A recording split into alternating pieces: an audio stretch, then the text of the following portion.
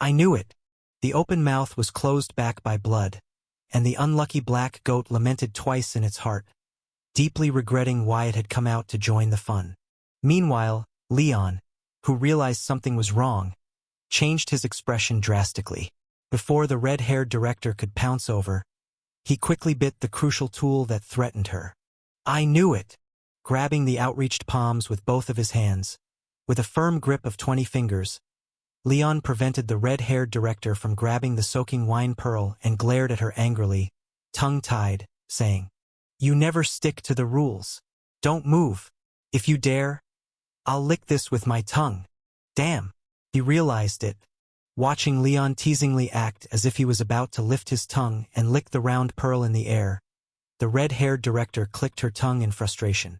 Meanwhile, as she sneakily manipulated her hair to crawl onto Leon, she teasingly said, Little Leon, if a man is too stingy, no woman will like him. Bah! After spitting at the red-haired director, Leon shook off the blood-red hair crawling on his shoe, continuing to wrestle with her while glaring at her fiercely, said, I don't need anyone to like me. Tricks won't work. If you want the pearl, you have to exchange it with that secret. You've changed. Glancing at the blood-red hair under Leon's foot, the red-haired director sighed regretfully, then blinked pitifully, saying, In the past, when I was so poor that I had to borrow money from Emma, I still generously bought you drinks, but now you're treating me like this? That's different. Already immune to the director's tactics, Leon bit down on the pearl and stuck to his words, eyes full of refusal, saying, You can only exchange the pearl with secrets. Anyway, you must be hiding something from me, and it's most likely related to me, otherwise, there's no way you wouldn't tell. When have I ever hidden anything from you? Facing the unyielding Leon, the red-haired director rolled her eyes. Then, while pushing Leon's hands towards the door, she pitifully said, We were so close in the past. How could I possibly hide anything from you? Stay away. Your hair too. Leaning back to avoid the pitiful expression of the red-haired director, Leon, holding the pearl in his mouth, disdainfully complained, Nonsense. What closeness did we have? You're denying it? Hearing this, the red-haired director was visibly shocked. Sniffing as her eyes turned slightly red, she pursed her lips and said, full of grievance, Last time when I went to the realm of the dead, you used a bottle of good wine to coax me into kissing you, and not long after joining the cleanup bureau, you took advantage of me when I was drunk and carried me upstairs, holding me all night. Have you forgotten all of this? No way? Which year was that again? Wasn't this all stuff from last year? Leon didn't expect her to bring up old matters at this time, and he suddenly felt a bit anxious. The Realm of the Dead episode happened because you said it was your birthday, and your only wish was to have a sip of good wine. That's why it ended up that way, okay? As for holding you for a night, it was when you were drunk messing around. I explained for you few words, and then you clung to me, almost strangling my waist. Even though there's indeed a slight benefit to me from these, the actual situation is completely different from what you said. Okay, and why are you yelling so loud? If others hear these, I can't wash off even if I jump into the underworld. Wait. At this thought, Leon's heart suddenly tightened, and he quickly turned around to look. As anticipated, a woman who always appears at the critical time and place, eavesdropping secrets others least want to be revealed, just walked out of the storeroom opposite the director's office, looking at him with shock. I knew it. Just as Leon wanted to call her to explain the truth, he suddenly felt his hands being pulled backward forcefully, and a pleasant-smelling wind rushed at the back of his head. Haha, compete with me? Hand it over. After successfully distracting Leon by self-exposing a scandal to summon the eavesdropper, the red-haired director triumphantly laughed. Then, with a powerful pull, she aimed to snatch the pearl from Leon's mouth. However, seeing her rapidly approaching face, Leon felt a bit flustered, and when he leaned back to dodge, his jaw relaxed, letting the oddly fragrant soaking wine pearl slip from his teeth and into his mouth. In the red-haired director's wide-open eyes, the soaking wine pearl bounced on Leon's tongue and instantly dissolved, turning into a fragrant, clear wine that slid down his throat unimpeded, disappearing completely. My wine! After a heartfelt lament, the sparkle in the red-haired director's eyes dimmed instantly. Meanwhile, Leon, who had just consumed a large gulp of wine, instinctively bent over and coughed, then released the director's hands, chasing after the fleeing figure of the eavesdropper. "Wait! Things aren't as you heard. Don't run. Stop right there." As Leon's figure whooshed through the corridor and disappeared at the end of the first floor, the heartbroken red-haired director sighed silently and then, with a gloomy face, returned to her seat. "I didn't expect he actually got the God of Wine's pearl. Although successfully fooling people away, I feel like I lost more. Never mind, for now I can't be bothered with the pearl, having the other thing is enough." Pressing her hand against her faintly aching chest, barely smoothing the pain of losing the wine god's pearl, the red-haired director sighed and picked up the dip pen on the table, extracting a few strands of hair hooked on her pinky nail. White as light, black as abyss. Judging by the condition of these white hairs, Nicole was right. Leon is indeed from the Eastern Three Kingdoms. Or the Eastern Four Kingdoms. Moreover, considering his nerve-wrackingly bold behavior, it's highly likely Leon is of royal lineage, inherently possessing shards of valor power from the Eastern Calavan royal family lineage. After inspecting the black and white distinct hairs in hand, confirming they matched her judgment, the red-haired director sighed deeply, then carefully wrapped the few white strands around the base of her left ring finger. With the director's actions, her trimmed half-head of red hair quickly faded from its original crimson, turning as white as snow under the sunlight. "Chief, you... ha!" Without knowing what happened after he left, when Leon caught up with the startled woman and explained the situation to her, he returned to the chief's office only to find it empty, with nothing left but disorganized documents on the desk and a large pile of empty bottles by the sofa.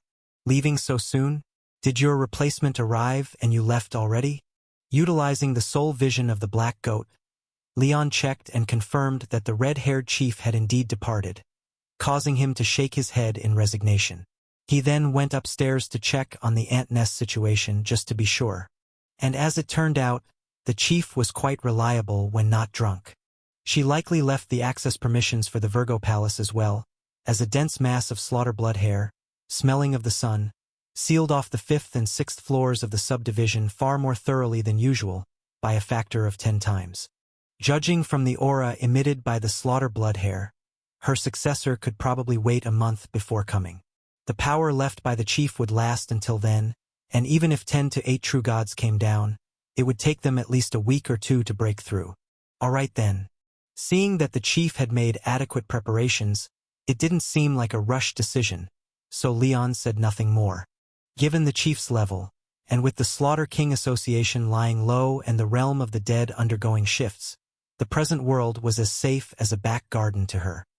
As long as she didn't stupidly charge into the lair of the 10 offsprings of the public court, there was no danger, and he needn't worry about her. Speaking of worrying, I've been away for several months, and Anna must have been quite stressed handling 2 little devils on her own. It's time to go home and check on them.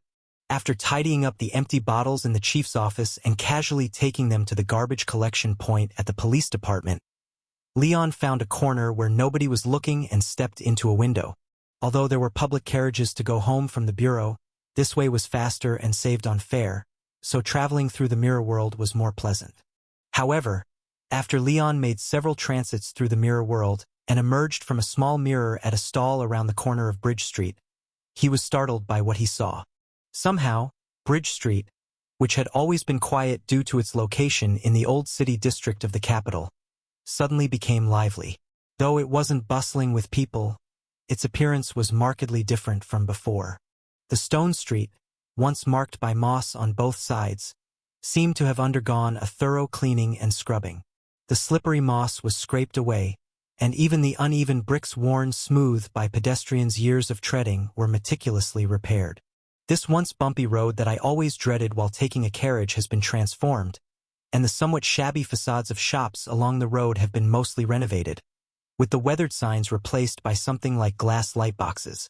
Moreover, the large open space originally occupied by a factory, occasionally emitting machine roars, had disappeared, replaced by a new Charles department store branch. The bustling sounds of sales promotions, laughter and chatter of pedestrians, and the clatter of passing carriage wheels and hooves filled the air. If not for some shop fronts remaining unchanged, the Happiness Apartment with freshly painted outer walls still standing, and occasional familiar faces seen on the street, Leon might have thought he had come to the wrong place. Good heavens! Such a drastic change? I was only away for a little over 2 months, and it feels like 2 or 3 years. Perplexed, he emerged from the small mirror. After nodding apologetically to the stall owner sitting dumbstruck on a small chair, Leon carried the gifts he brought for Anna and headed briskly towards the Happiness Apartment. Snap! As Leon walked to the entrance of the Happiness Apartment, a familiar snapping sound came from the little garden, as expected. A scar-riddled, muscular old man, with a lollipop in his mouth and a cool expression, stood up from behind the fence, gesturing with his garden scissors. "Uncle John, you've grown even stronger." Smiling, Leon nodded at the strong old man and handed over the bags he was carrying, warmly greeting. "Thanks for looking after those 2 brats while I was away. I brought you a woodworking set and a pack of flower seeds that I asked a shop assistant to select. They said the buds are twice as big as other types. Please take them." Snap! "I'll just leave them here then." Being the disliked, bad guy of the Happiness Apartment, Leon didn't expect any reply. Smiling, he hung the gift on the fence and walked towards the foyer on the first floor. As Leon entered the foyer, a breeze carrying a raspy old voice wafted over, reluctantly brushing past his ear. "Thank you." Surprised, Leon turned to look, finding the strong old man in the garden had disappeared, and the bag hung on the fence had vanished too. If not for the fact that he was indeed holding fewer gifts, it would seem as if nothing had transpired. That old fogey! Accompanied by a familiar complaining voice, an elderly curly-haired lady with white hair emerged from the duty room, setting aside her seemingly endless knitting, and pulling Leon's arm with slightly misty eyes explained. "He was thanking you. After the new Poverty Relief Institute was built and attached to the apartment sidewall, he gradually regained his ability to speak. Though speaking in fragments, he's more human than before." "That's good news." Listening to the caretaker's explanation, Leon's eyebrows raised slightly, and with a touch of surprise, he laughed. "Now I won't have to worry about being snipped when I come back late, Aunt Mary. Here's a gift for you." "All right, I accept."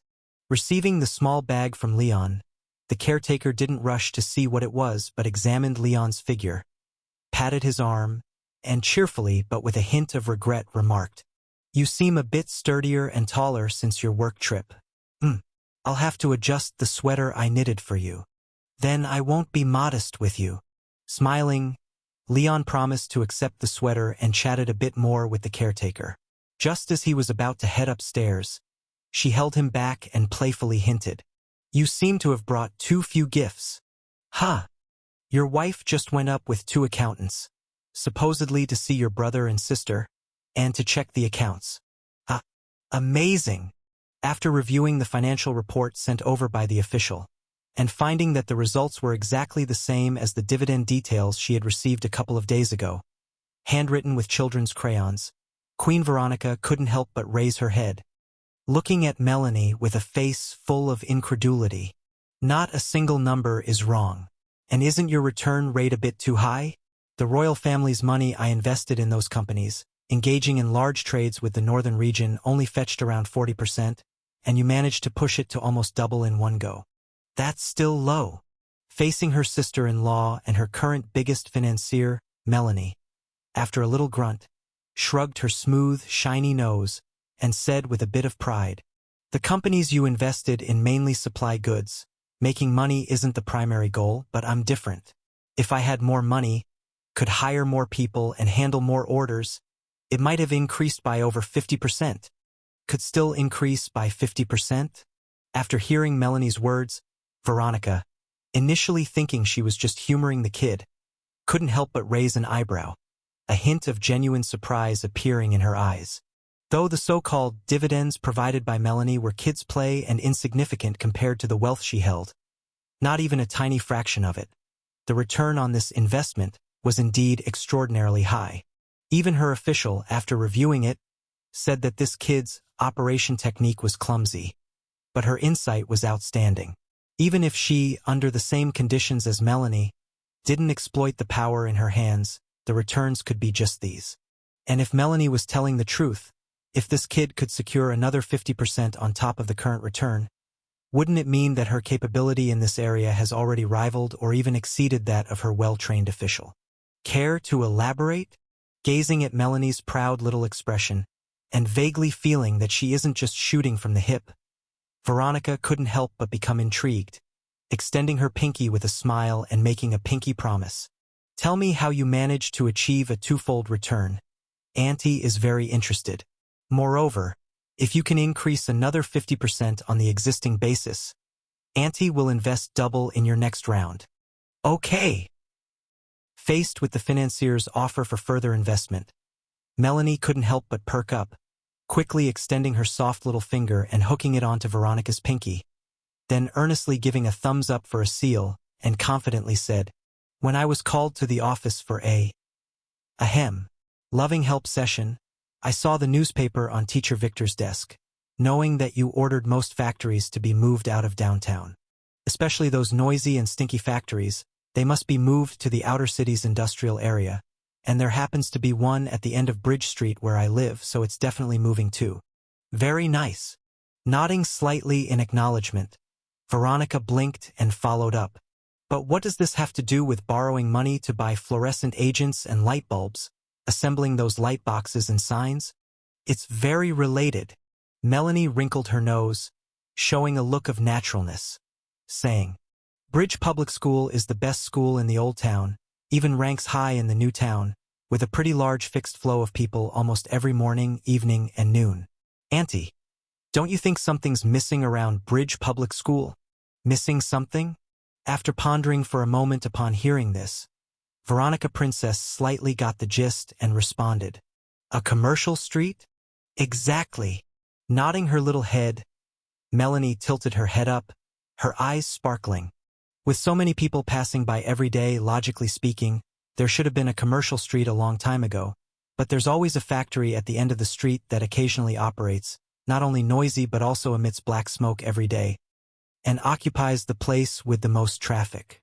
This factory chases away potential buyers and occupies a prime spot for parking carriages, forcing many people to reroute to another half of the street to park, not passing through Bridge Street at all. With no traffic, naturally no businesses can open up. I see. Recalling the scene she saw when she came here, particularly the old factory site now turned into Charles department store, and the carriages parked in front, Queen Veronica couldn't help but nod in agreement, then said with a face full of approval, "So whether new stores opening or renovating storefronts due to increased traffic need to make signs and such, so you found a classmate who makes signs, pre-ordered some materials, and then asked me for people to set up a temporary small workshop? It's a company. Making big money company." Okay, a company. Upon hearing the name of the company filled with staunch optimism, Veronica couldn't help but slightly curl her lips, but then suppressed it under Melanie's pouting gaze and smiled, saying, "I do know what's happened next. You recently gave away light box signs that have become popular to some shops near the street entrance for free, and fortunately those shops you chose have been doing particularly well, so your light boxes." "It's not just luck." Feeling somewhat aggrieved, Melanie retorted, "I specifically took people to scout it out. Those shops weren't doing well just because of few customers. There's nothing wrong with their products. Plus, their location is very advantageous. Either people are tired from shopping when they reach there from the street entrance, or they have visited several shops, compared prices quite a bit. It's only natural they make a purchase. So as their business picks up, more people naturally buy your light boxes." Finishing Melanie's sentence for her, Veronica clapped her hands, and then smiled, saying, "Impressive, impressive. I underestimated you. So, do you have any other tricks to increase the returns by 50%? I could still take William to the school at night and secretly pour water on the axles of the north gate. The axles of the north gate are very old, and the waterproof paint has long peeled off. The school guards are lazy, only oiling the doors once every 6 months, so as long as we water it for a few days, the north gate will completely rust. Then no matter the direction parents come from, they have to go around to the main street to pick up their kids." After explaining her method, with Veronica showing a somewhat helpless and amused expression. Melanie hummed with a slight sigh. The school's gates haven't been replaced in 70 or 80 years, and repairing them requires completely dismantling them, estimating at least 10 days to half a month, and during this time, seeing the traffic multiply several times over, more people will definitely decide to change their signs. It's just that I'm short on funds, can't handle that many orders, and additionally, impatient shop owners will look for others instead. Otherwise, we could have earned even more this time. Don't say you really shouldn't say. After hearing Melanie's 50% increase secret, the two female officials brought by Queen Veronica to help with the accounts couldn't help but exchange glances, both showing expressions that were hard to maintain. Although it sounded quite unethical based on what's recorded in the child's ledger, if she did it like that, it could indeed increase profits by another 50%, maybe even more, so in some sense, Leon's sister is truly a business genius. All right, you passed. Imagining the two little rascals getting up in the middle of the night, sleepy-eyed, carrying buckets to sneakily pour water on the school door hinges, Veronica couldn't help but chuckle. As she reached out to stroke Melanie's little head, she promised with a smile, "Whatever your sister-in-law promised, she'll do. The next investment will be doubled. Sister-in-law is the best." Excitedly rushing over, hugging and rubbing against Veronica's leg, Melanie looked up with hope-filled eyes and said, "Besides the investment, can you also double the other rewards?" Upon hearing this, Veronica was slightly stunned. Other rewards? Like the reward for promptly reporting to you whenever other pretty sisters appear around my brother. Without hesitation, Melanie sold out her own big brother, blinking her big eyes and said, "Although my brother isn't that kind of person, he is steady, has a good personality, looks handsome, and particularly cares for the family. In short, with all my brother's virtues, surely many pretty sisters will be eyeing him. So sister-in-law, you must guard closely. Of course, as the most beloved under 10 sister of my brother, I definitely stand unconditionally with him, but who can blame me for meeting the best sister-in-law? So, need more money?" "Yes." After nodding her little head vigorously, Melanie counted on her fingers and said with a serious expression, "Besides helping to watch over my brother, I have to focus on studying, running our money-making company, and also hunting down other money-making opportunities, which are all quite strenuous. A generous and thoughtful woman like sister-in-law surely wouldn't bear seeing me work so hard. Right? Right. Glancing at Leon, who silently appeared behind Melanie, with his face slightly dark, Veronica couldn't help but smile.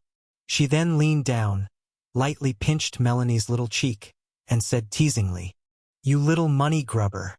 Aren't you afraid your brother will be angry because you sold him out? Brother is so good, he definitely won't blame me." Upon hearing Veronica's teasing, Melanie felt like she had a chance and replied cheerfully, "Moreover, my money is also my brother's money. So if I earn a bit more, my brother's life will be much easier." Does your brother need money?" "He does." When Veronica said this, Melanie's face fell slightly, and she answered helplessly, "Sister-in-law, my brother is actually quite stubborn in some aspects, and he has a bit of that male dominance, preferring to go to work honestly rather than spend your money. In short, although we don't lack necessities, our monthly savings aren't much. I guess my brother cares about his face and is afraid spending your money will make people gossip about him living off you. So I'll eat this soft rice for him." Patting her little chest, Melanie firmly hugged her wealthy sister-in-law's leg, raising her face with justified pride. "As the most adorable sister of my best brother, how can I watch my best brother live poorly? I'll eat the soft rice my brother doesn't dare to, and I'll throw away the face my brother dreads losing. So, sister-in-law, shower me with love. I'll take it all. As long as I have a piece of meat to eat, Anna and Leon will have a piece, and William will have a bowl to scrub. Sister-in-law, you." "Ha!" Feeling a slight chill on the back of her neck and her bunny slipper-clad feet suddenly leaving the ground, Melanie shivered all over and quickly turned around in terror. "Anna? You're not. Brother."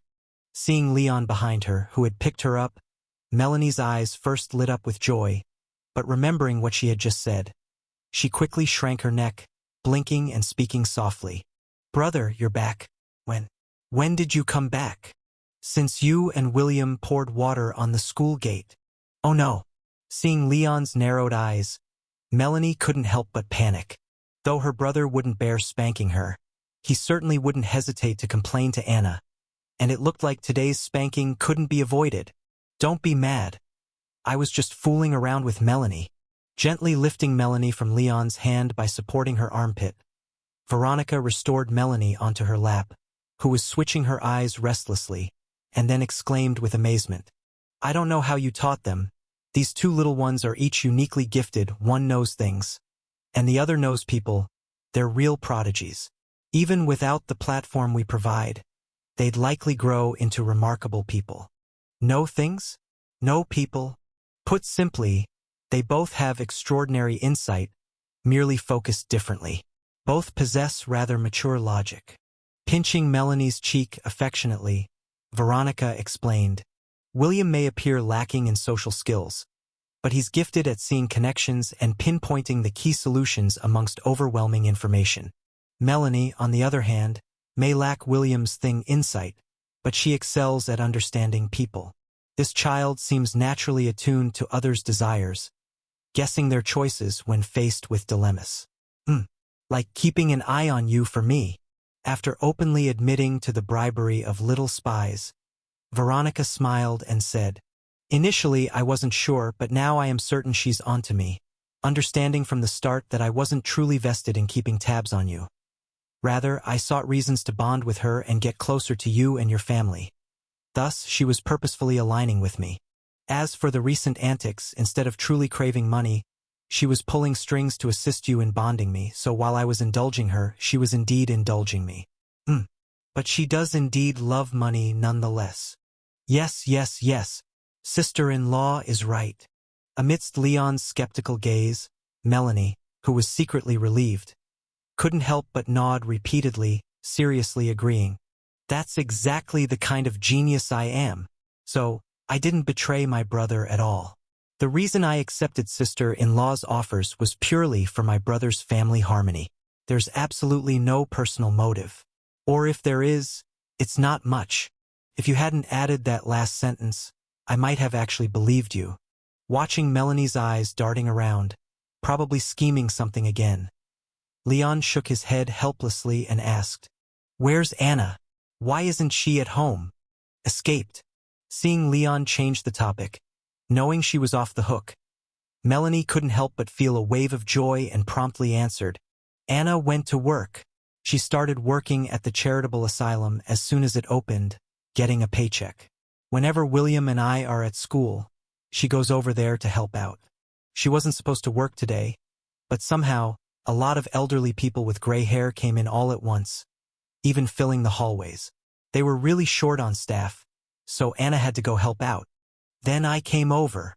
After Melanie had finished, Veronica gently added, "William hasn't been feeling too well these days, so Anna asked my lady to arrange someone to help look after him.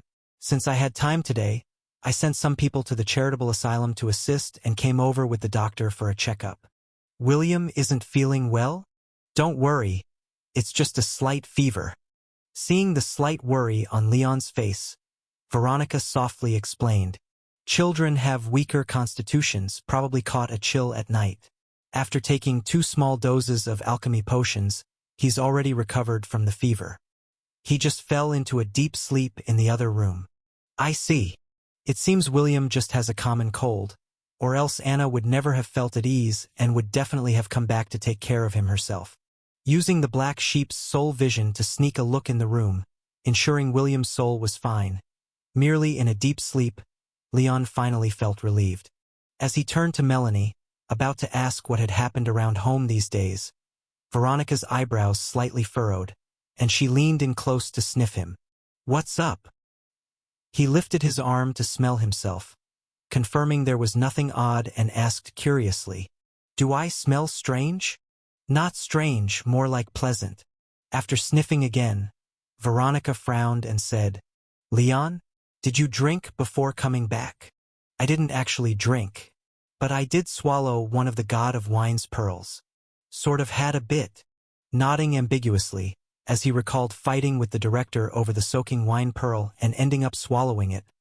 Leon blew into his hand and smelled it, then said helplessly, "I stopped by the office before coming home and accidentally gulped down a mouthful. Is the smell strong?" "Not really, but it's a bit strong." She couldn't help but sniff again, and Veronica's cheeks turned a slight shade of pink as she blinked in confusion. "I only took a sniff, yet I feel like I downed half a bottle of spirits." Melanie? Melanie? Ha! After being called twice, Melanie finally reacted, tilting her flushed little face, barely keeping her eyes open. "Big brother, I'm feeling a bit dizzy." "Alcohol? Dizzy? Could it be?" Seeing the two before him, one large, one small, both wobbly, realization dawned on Leon and he quickly touched his tongue to the back of his hand. Immediately, a wave of rich, spicy alcohol flavor surged from his taste buds to his forehead. Oh, it seems that Pearl has me soaked." Standing up and stepping back a bit to give some space, he felt a bit at a loss as he watched the drunken-looking Melanie. Eventually, he scooped her up and took her to his room to sleep it off. As Leon left the room, a somewhat tipsy Veronica started instructing her two female attendants to help look after the sleeping children. Once the female attendants left the living room, attending to the kids in other rooms, Queen Veronica, her neck lightly flushed, rose and took his hand, looking lovingly up at him. "Leon, hold it." Sensing the atmosphere was turning strange, Leon quickly pulled back and warned, "Something's off with me. Keep a bit of distance, will you?" "Okay. I'll listen to whatever you say." After blinking her bright eyes, Veronica stepped back, then wrinkled her nose at the room's suddenly potent alcohol scent. Smiling, she suggested, "Leon, maybe we should move somewhere else. The alcohol scent on you is getting stronger. If you stay here, I'm afraid they'll pass out even with a door in between. Let's go. I'm really about to get tipsy." With her hand pressed to her hot cheek, her eyes becoming more liquid, Veronica said, "It's been months since I saw you. I have so much to tell you and I don't want to just pass out. Leon, take me somewhere airy so I can sober up a bit. How about my balcony?" "All right." After checking the souls of the two troublemakers at home and the two attendants, ensuring everything was fine, Leon agreed to Veronica's proposal. Concerned about his alcohol aura, he led the way to the mirror world via a polished doorknob, heading towards the palace. That feels much better." Placed by Leon into a wicker chair on the balcony, Veronica's face grew redder as she teased, "No wonder you're my chosen one. A mere hug and I'm nearly drunk. You're almost drunk while I am really drunk." He brought his hand close to his nose, taking in the overwhelming alcohol scent like crashing waves, grumbled to himself about the bad luck, and sighed as he explained his situation. "So it was mistaken consumption of the god of wine's pearl that made you constantly exude alcohol scent." After listening intently to Leon's explanation, Veronica nodded, smiling as she mused, "If you put it that way, it seems I've mistakenly consumed a pearl too. Leon, can you detect the scent I'm giving off?" "Huh? What scent?" "The scent of missing you." What's that scent?" Just as Leon was internally cringing from the cheesy line that sent shivers down his spine, Anna, worried about William's fever, hurriedly came home, opening the door to be hit by the overwhelming alcohol scent. Perplexed, she opened Leon's partially ajar bedroom door and saw Melanie, sprawled out on the bed, sleeping deeply with flushed cheeks. Anna's face instantly darkened. "Melanie! Wah!" After stretching her neck and howling, Melanie, her eyes red, glanced at her apologetic older sister beside her, then sniffled and whimpered. "I already told you it wasn't me, but you didn't believe me. You said I was lying. Boo-hoo. My butt hurts. Sorry. It's my fault for not taking good care of Miss Melanie." Seeing Melanie in such distress, the lady-in-waiting responsible for her couldn't help but lower her head. With a slight look of guilt, she explained to Leon. Miss Melanie started snoring midway through her sleep and drooled quite a bit at the corner of her mouth. "I just thought I'd help wipe it off to prevent it from drying on her face when she wakes up." But the water pipes in your apartment are a bit rusty. I couldn't turn the switch, and the water in the kettle was cold. So I went downstairs with the towel, asked the building manager for some warm water, and by the time you came back with the wet towel, Anna had already started to take action, right?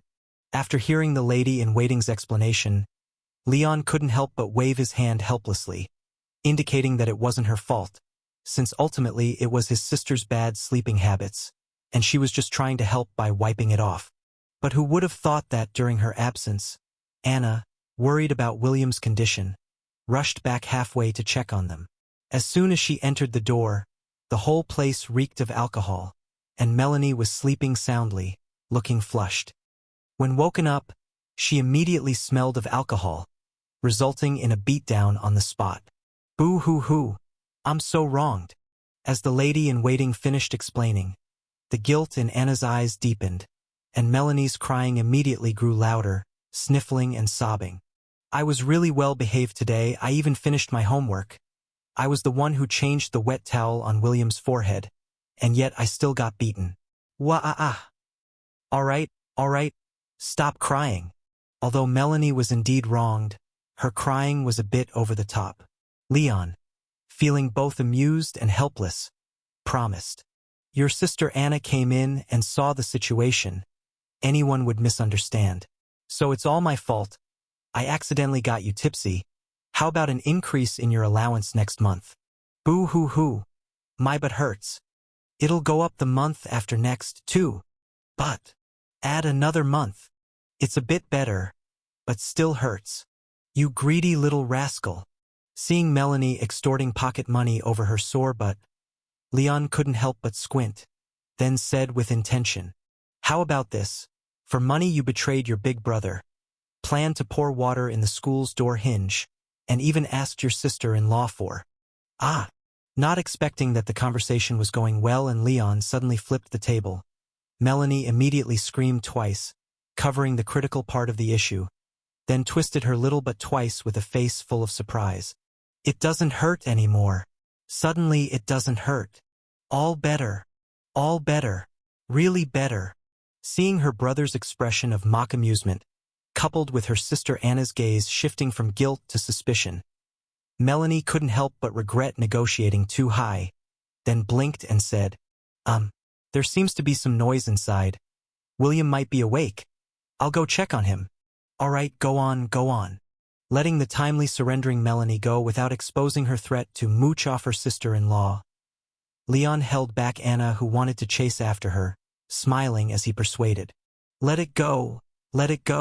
You've already given her a beating anyway. That's not the same. Failing to break free after struggling twice, Anna stomped her foot in frustration, saying angrily, Big brother, hitting the wrong person is hitting the wrong person. Making a mistake is making a mistake. I can apologize for hitting the wrong person and compensate her properly, but a mistake is a mistake. She still needs to be educated again. All right, you're right. She definitely needs education. Understanding Anna's serious nature, Leon didn't debate whether or not she should hit, but gently reminded Anna. But she has just been wronged, got a beating from you for no reason, and if she immediately gets another one, wouldn't that be a bit too much for her? Why don't you let her relax first and educate her when her butt doesn't hurt anymore? Knowing Leon was buying time to wait until her anger subsided, but remembering her little sister's wronged look earlier, Anna's hardened heart softened a bit, and she reluctantly stopped pouting. Waiting a couple of days is also fine. That's the right attitude. Seeing his sister calm down again, Leon couldn't help but also breathe a sigh of relief. Oh, Melanie, although this time your big brother made you get an undeserved beating, I also helped save your little butt from further disaster. So let's call it even. Thank you so much for today. After persuading Anna not to go for a repeat performance, Leon settled her on the couch and nodded slightly at the two maids in the living room, peacefully saying, Veronica is also a bit drunk, so I'll take her back to rest. She asked you to wait for her in her bedroom. Also, thank you for taking care of my brother and sister. You're welcome. It's what we should do. Faced with Leon's sincere gratitude, The two somewhat honored maids quickly shook their heads, expressing that they had only done their duty, and then voluntarily took their leave. After getting up to see the two maids out the door, Leon looked at his still somewhat upset sister on the couch, then decided to change the subject.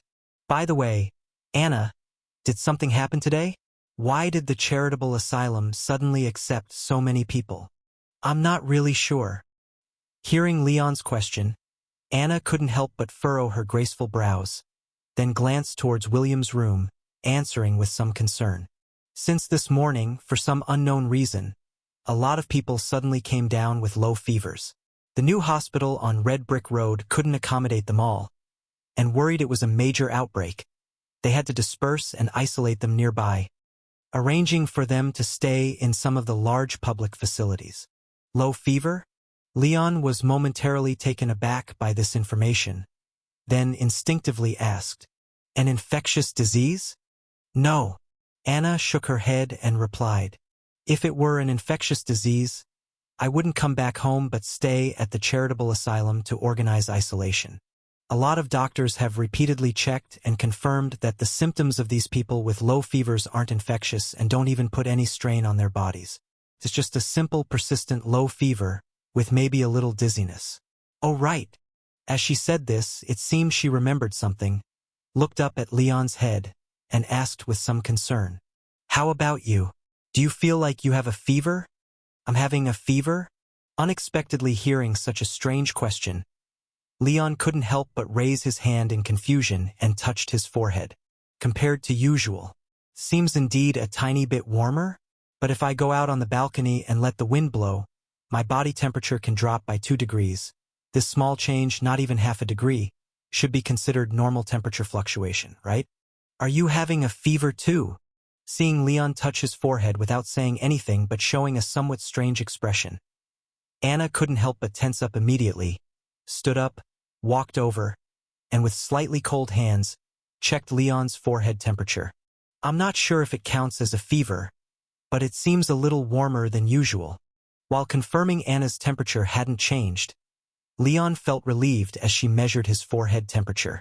He then asked with some doubt, "Anna, why do you think I'm having a fever?" "Because of your hair." Looking at Leon's shiny black hair, which had dozens of strands forming a streak of silver, Anna bit her lip lightly and answered with concern, "Before William had a fever, he was just like you." Suddenly, a few white hairs appeared on his head. Also, those sent to the charitable asylum today, they started having fevers after their hair changed color.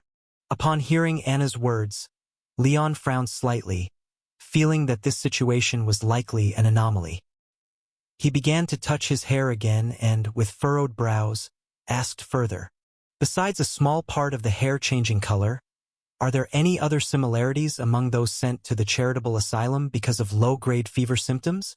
"Other similarities. Mostly people with black and white hair."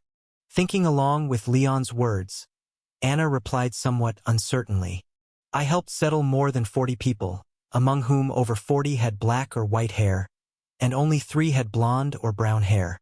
Even among these 3, their hair also changed color. 2 had a streak of white hair, and 1 had a streak of black hair. So, the key to this anomaly is hair?"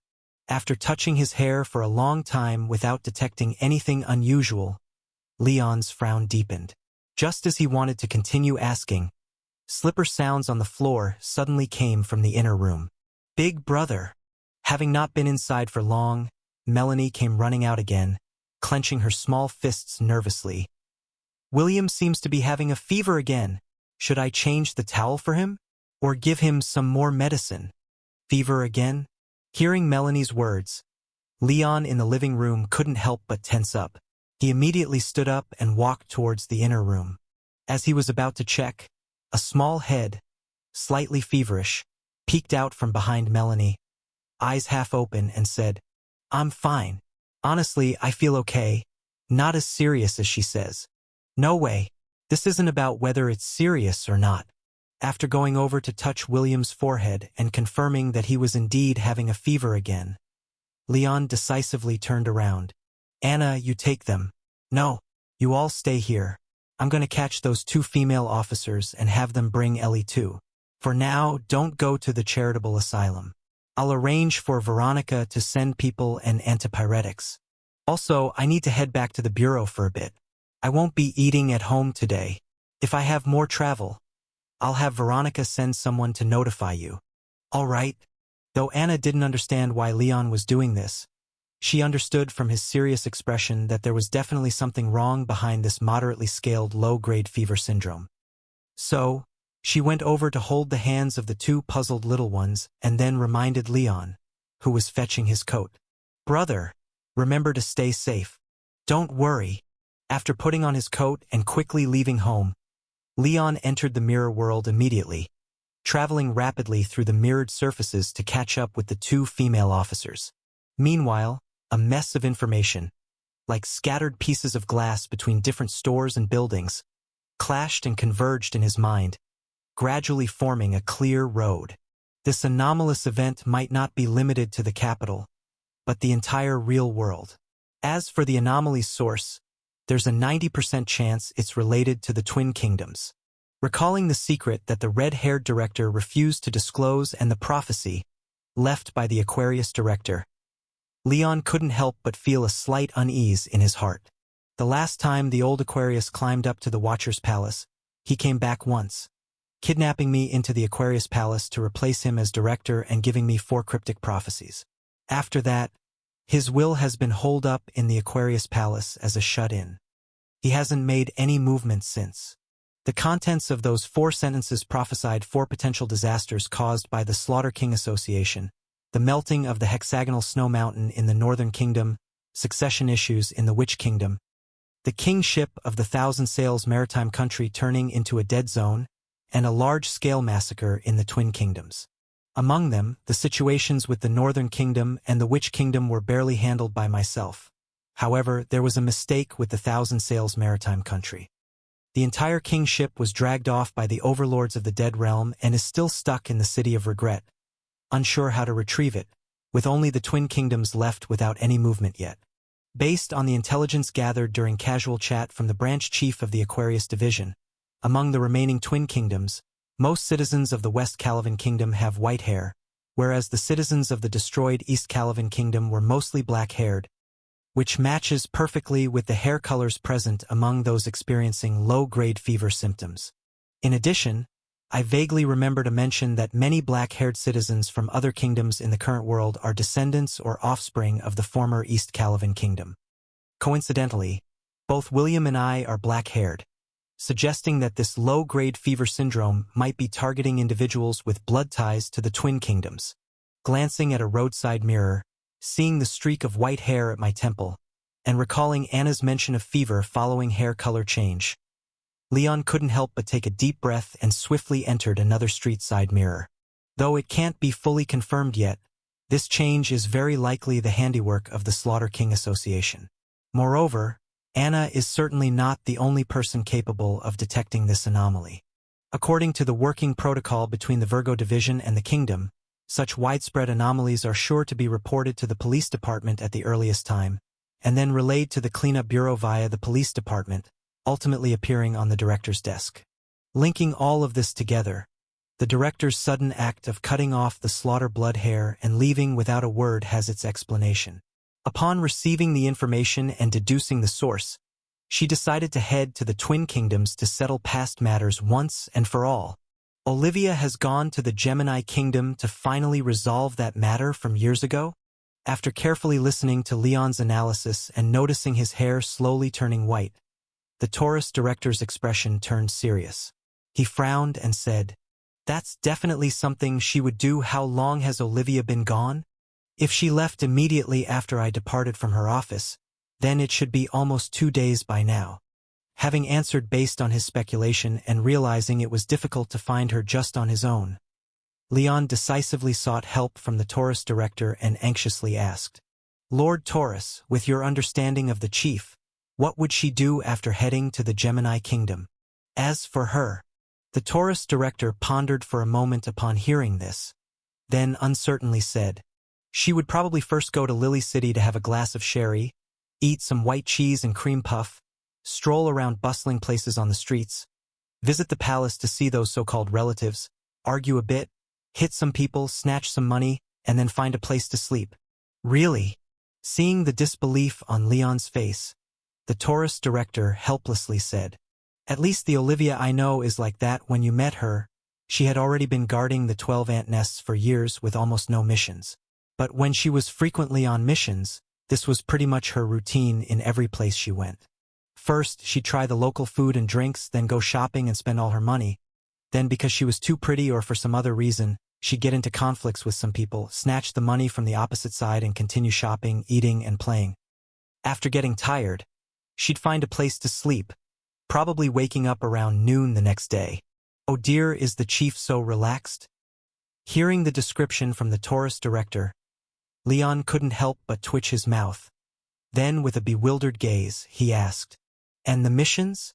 If she doesn't even bother to investigate, then how does she complete those missions? That whole process itself is her way of investigating." Seeing Leon's puzzled expression, the tourist director, with a slightly odd expression, explained, "During the first day of eating, drinking, strolling, and shopping, she usually could gather intelligence related to the mission. When causing trouble, fighting, and taking money, she would definitely be noticed by the mission target as well. If the mission target wasn't a simple disaster but a creature with intelligence and a sense of crisis, by the next day when she wakes up, the target would usually come to her doorstep on their own, only to be caught by her. If the target sensed the danger and held back from coming, she would cause even bigger trouble until they crossed paths with the target directly. So she just relies on luck to hit it?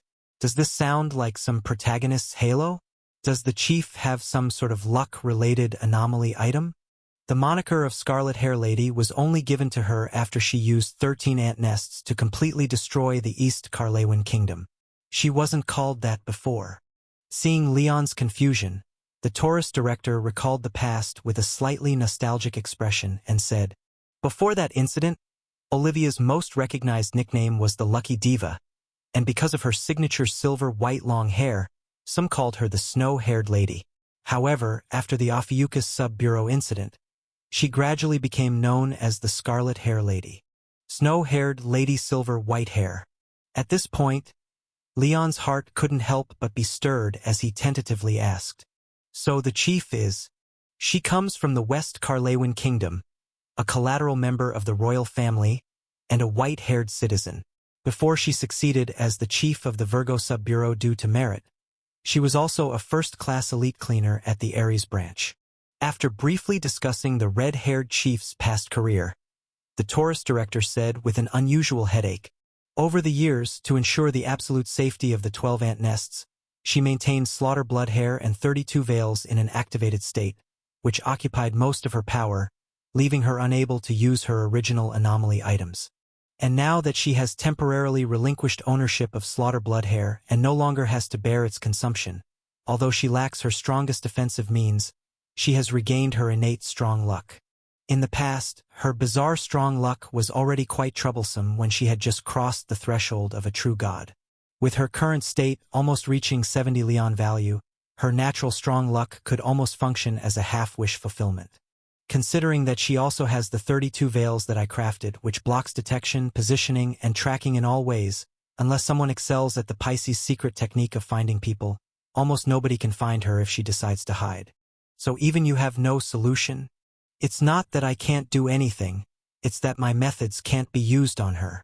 Seeing Leon's disappointed expression tinged with a bit of disdain, the tourist director helplessly defended, "Olivia isn't the enemy. You can't just expect me to go all in and ignite her spirit with items she left behind, or team up with 3 other directors each willing to live a few years less, forcing her to show up using the directives list, right?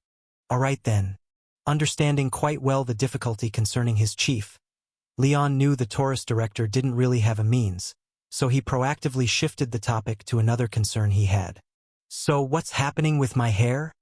Pointing at his head, at that lock of silver hair almost 5 millimeters wide, Leon anxiously asked. "Although I don't feel any impact, my brother's been feverish ever since his hair started changing color, and many others have similar issues. Based on what I know, people with black hair are turning white, those with white hair are turning black, and people with other hair colors are changing to the color opposite to their ancestral bloodlines, accompanied by prolonged low-grade fevers and slight dizziness, as if they're exchanging bloodlines with each other. Finishing Leon's conclusion for him, the Taurus director rubbed his forehead with a rather worried expression and said, "That was my first thought as well, but theoretically such a thing is impossible." "Why is it impossible?" "Because of the number of people." Glancing at Leon's white hair, the Taurus director explained with a sigh. Back during that Ophiuchus Sub-Bureau incident, Olivia was granted use of the 13 ant nests to completely wipe out the East Carlewan kingdom, send off 1.2 billion citizens, and prior to that, the population of both countries was roughly equal. Therefore, there are 1.2 billion fewer people with East Carlewan bloodlines and black hair compared to those with West Carlewan bloodlines and white hair. If a bloodline exchange were truly happening, the East Carlewan bloodline would be diluted countless times, and the number of people turning black-haired should be only 1% of those turning white-haired, not this nearly 1-to-1 exchange ratio we see now. Not a bloodline transformation. Seeing that this most likely possibility was actually denied by the Taurus board member, Leon couldn't help but frown and say, "Then what do you mean?" "I mean, this might really be a ritual of bloodline exchange." In Leon's somewhat stunned expression, the Taurus board member slightly closed their eyes, then said with a face full of annoyance, "In general circumstances, such a thing is impossible, except for the abnormal metamorphosis secret technique of the Ophiuchus Palace. Now I highly suspect that the director of Ophiuchus didn't die from the 13 ants' nest back then, but managed to survive. If this time it's really his doing, then he might have temporarily filled the 1.2 billion materials gap with something, forcibly prompted this bloodline exchange ritual, and is preparing to gradually swap the bloodlines of the two nations. But what exactly he wants to do, I still haven't figured out." The director of Ophiuchus? From the mouth of the Taurus board member, getting the name he had heard many times in the past, Leon couldn't help but ponder as he asked. During the Ophiuchus Eroded Nation event back then, what exactly was he trying to do?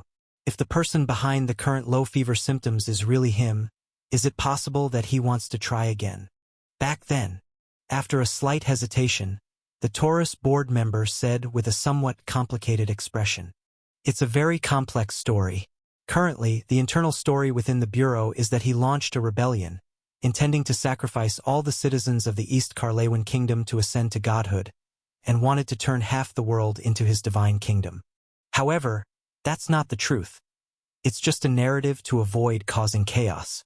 There are still many hidden truths about the incident, and only the board members who made the initial decision and Olivia, who was responsible for the action, know the full situation. As expected, what the director told me in the past wasn't the truth, just the surface story disclosed internally." Showing a realization in his eyes, Leon stared at the Taurus board member's eyes, listening as she continued. "The director of Ophiuchus is actually Olivia's cousin. Because of the close relationship between the twin kingdoms, although he was born in the East Carlewan kingdom, he grew up in the court of the West Carlewan kingdom and was very familiar with Olivia from a young age. By the way." At this point, the Taurus board member hesitated again, then looked at Leon and said softly, "He is somewhat like you. The director of Ophiuchus and I. Somewhat alike?" Upon hearing this, Leon couldn't help but instinctively touch his face, showing a strong look of surprise in his eyes. "I don't mean similarity in appearance, but rather in the impression you give off." Looking at Leon's strange expression, the Taurus board member shook her head and explained, "You both are people with a lot of drive, very dissatisfied with the status quo and various issues. Whenever there's an opportunity, you always try to change something. And you both are very confident in yourselves, believing that your judgment must be correct, confident that you can completely change everything. That's roughly the feeling. Besides, he also became a board member at a young age, like you, with an equally tough external attitude. However, his personality is much more extreme and his methods are more, At this point, the Taurus board member paused slightly, couldn't help but glance at Leon, then said somewhat uncertainly, "In terms of methods, you're actually more extreme. In this regard, he can't compare with you. But unlike you, who knows how to clean up after himself, He acts without considering the consequences to a greater extent. In Leon's somewhat speechless expression, the Taurus board member said rather wistfully, although he was a royal relative of the East Carlewan Kingdom, his parents passed away early, so his life was quite tough, witnessing many unpleasant things from a young age. Even after joining the Bureau, he didn't encounter a director like Olivia as you did, but instead encountered some cleaners of less than ideal conduct. Hence, he also deeply detested many situations in the Bureau. Therefore, upon becoming a board member, he, like you now, tried to implement various reforms large and small, such as those investigations you were subjected to due to unintentionally injuring many nobles, which were the rules he initially set down. Ryan's bloody night? That wasn't actually an accidental injury, but it's irrelevant now. After blinking slightly, Leon, somewhat confused, asked, "From what you said, it seems he wasn't a bad person?" He wasn't a bad person, but he was indeed impatient. Looking at Leon, who was even younger than the director of Ophiuchus back then, with more drive and talent but seemingly harsher in action, the Taurus board member couldn't help but say with full guilt. His starting point was good, but many measures were somewhat ill-considered, and any slight movement by our Bureau could affect hundreds or thousands of ordinary people, resulting in much chaos and even casualties. Therefore, after realizing this, we, some of the more conservative old folks, began intermittently rejecting his proposals, hoping his actions would slow down, avoiding overly radical changes, at least waiting for localized trials to ensure no major flaws before implementation. But after many rejections, he might have felt thwarted, held some grievances against us, and even disappointment in the Bureau, so he started looking for other methods. Other methods? Hearing this, Leon couldn't help but feel a stir in his heart, asking somewhat incredulously. He chose to sacrifice the people of the East Carlewan Kingdom to ascend to godhood and then forcefully push his ideas with absolute power? Was he that crazy? More or less. The Taurus board member sighed and said, he indeed wanted to implement his will with absolute power, but his methods were slightly better than sacrifice. He chose an approach closer to transformation. Transformation. That is, using the abnormal metamorphosis secret technique from the Ophiuchus Sub-Bureau, linking the entire East Carlewan Kingdom through bloodlines, and merging himself with the stolen Crimson Blood, using the fusion of himself with Crimson Blood to replace the blood of all citizens of the East Carlewan Kingdom.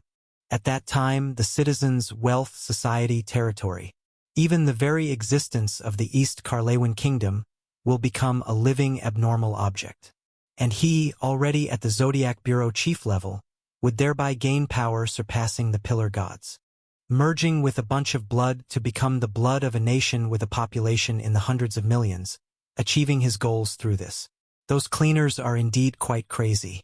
Unable to hold back a hiss, Leon hesitated slightly and then tentatively asked. Although his methods were too much, he seemed to be on the same side as the Bureau. If it's just this, there wouldn't be a need for the 13 Ants' Nest to erase him along with the East Carlewan Kingdom, right? Yes, if it were just that, it wouldn't be necessary. After slightly closing her eyes, the Taurus board member answered with a face full of pain. The key lies in the blood he used.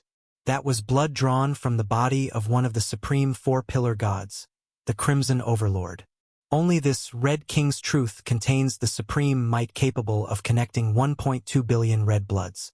But the pillar gods are not truly mortal, while human lifespans are limited, and wills and souls can be worn down. Even the souls of those ascended to the Watcher's Palace have a day of complete erosion by time. Even if the Ophiuchus director's self were strong enough to suppress the residual will in a bottle of blood, with the passage of time and countless opposing wills, he would eventually become completely lost. And by that time, the unrestrained Crimson Overlord could be resurrected from the 1.2 billion humans and more whose bodies bear their bloodlines. Even if he firmly believed he could retain his self forever, assuring us repeatedly no issues would arise, we absolutely couldn't gamble the entire future of humanity on his claim. Understood. After glancing at the heartbroken Taurus director, and hearing the entire operation of the Snake-Bearer director, Leon vaguely understood why things escalated to this point back then. Perhaps the Snake-Bearer director bet that the Clearing Bureau wouldn't take drastic measures. so he forcibly advanced his plan despite the warnings. After multiple fruitless communications, the Bureau couldn't accept the consequences of the Supreme Four Pillars God reviving in the present world, so they had no choice but to use the 13 ant nests to send the Snake-Bearer Director and the East Carlawen Kingdom away together. This really is. You can tell he never studied Little Red Book. After sighing with a sense of irony, Leon shook his head, feeling somewhat sorry for the innocent citizens of East Carlawen, and also gained a rough estimate of this predecessor's skills in causing chaos. When you truly want to accomplish something, being right isn't enough. You need to first find a group of people who agree with your ideas, then rope in those who can benefit from your actions, and then showcase your capabilities, strength, and even damage potential to grasp those who are hesitant and sitting on the fence. Once all this is done and you've captured a large base of support, that's when you begin to make major moves to push your ideas. Otherwise, even if your ideas and direction are right, things will still fail. As for the approach chosen by the Snake-Bearer Director, let's just say it's truly characteristic of someone with a heroic bloodline. Daring for sure, reckless indeed. Leon, to be honest, when you first showed signs of similarity, we were indeed quite worried. Glancing at Leon's dark hair, the Taurus Director said with a tinge of reminiscence, "You are indeed very much like the old Snake-Bearer, and those days were truly." Sigh. The reason Sagittarius keeps focusing on you is because of this. The Bureau really can't handle another similar upheaval. However, although you share similar visions with the Snake-Bearer, and might even share similar bloodlines, you conduct yourself much more steadily and are more receptive to opposing opinions. But no, I just fear that if changes aren't well made, things might go wrong, so I'm being more cautious. Fearing the topic might shift towards himself and that the Taurus Director might realize there aren't any more internal opposition, Leon quickly spoke to change the subject. "By the way, Your Excellency Taurus, if the old Snake-Bearer Director is truly behind this mischief, does the Bureau have anything to restrain him?" There actually is. Upon hearing Leon's words, the Taurus Director hesitated. Though the Snake-Bearer's plan back then didn't succeed, he has fused himself with the Crimson blood, and the heart of the Crimson Overlord has a natural suppressive effect on that entity. But what do you mean by asking this? Are you planning to go over there and assist? Leon was slightly taken aback by this and then frowned, asking, "So, do you think I shouldn't get involved this time?" "I'm not quite sure either." After casting another glance at Leon, the Taurus Director spoke hesitantly. "Leon, you bear the bloodline of the East Carlawen Kingdom, and judging from your conduct, the concentration is likely not low, most probably related to the Snake-Bearer. Olivia's refusal to talk to you about it is most likely her attempt to keep you uninvolved. So I must go." Interrupting the Taurus Director, Leon frowned and said, "Among the 4 disasters foreseen by the former Aquarius Director, the crises in the Northern Kingdom and which kingdom have been resolved, and the royal family of the Thousand Sails maritime country has been completely wiped out, thus fulfilling 3 prophecies. Now, this is likely the final disaster he predicted. After conquering the realm of the dead, the Sagittarius and Pisces directors have stayed behind there. Cancer Director needs to be busy with inheriting Abdomen God's prison. You're heavily injured and need to hold the headquarters. Capricorn Director took 6 Zodiac Directors to Heavenly Mountain. Right now, I'm the only one in the Bureau who can act." "But hasn't Olivia already?" "Your Excellency Taurus, I don't doubt the Director's capabilities, but we can't afford any more mistakes." After looking at the still hesitant Taurus Director, Leon reminded, "After the royal family of the Thousand Sails maritime country perished, the protective effect of the Watcher's Palace has been greatly weakened. If Western Carlawen Kingdom faces any more issues, the protection will regress to a level where an ordinary true god can freely enter and exit. Before the Capricorn Director and the others return, there are only 3 directors and 6 Zodiac Directors left in the present world, and one of them is Edward, which means our defensive strength is severely lacking. So we must prepare thoroughly to ensure the royal family of the Western Carlawen Kingdom remains safe." "All right, you're right." After listening to Leon, the Taurus Director couldn't help but sigh and nodded approvingly of his analysis. "Then I'll take you to retrieve it. Acquiring the heart of the Crimson Overlord requires approval from 4 or more directors. I hold the relics of Sagittarius and Pisces, and Cancer entrusted me with theirs, counting yours, that makes 5. But you must be careful. After casting a worried glance at Leon, the Taurus director cautioned. Even though both are pillar gods, the Crimson Overlord, one of the supreme 4 pillars gods, differs greatly from the narration of non-existence you've previously defeated. Even a heart drained of blood has significant risks if interacted with hastily. I recommend from now, maintain control of the part of the Heart Lake power you wield, and constantly keep an eye on your Heart Lake. The moment there's any sign of it influencing you, reseal the heart of the Crimson Overlord immediately. Do not get careless. Goodness, is it really that eerie? Blinking slightly in surprise, Leon carefully memorized the Taurus director's caution, then followed her into the inner hall of the Taurus pavilion. Arriving with Leon in the barren inner hall, the Taurus director took out a key, made a slight stroke on the floor engraved with a Taurus insignia, and the floor of the inner hall parted, revealing a narrow passage winding downward. Below is the secret vault of headquarters. As she stepped onto the narrow passage formed by countless large keys, watched by numerous dark keyholes, the Taurus director walked down slowly, introducing in a gentle voice. Both the secret techniques of the Taurus Pavilion and the Aquarius Palace require a large amount of material, so the key to the headquarters secret vault is generally held by each generation of Taurus director. If the Taurus director's post is vacant, then the Aquarius director takes over. So if something happens to me someday, or if I die without appointing a successor, then you take the vault's key. Just use the key on the corresponding insignia in the Aquarius Palace, and you can open the path to the secret vault.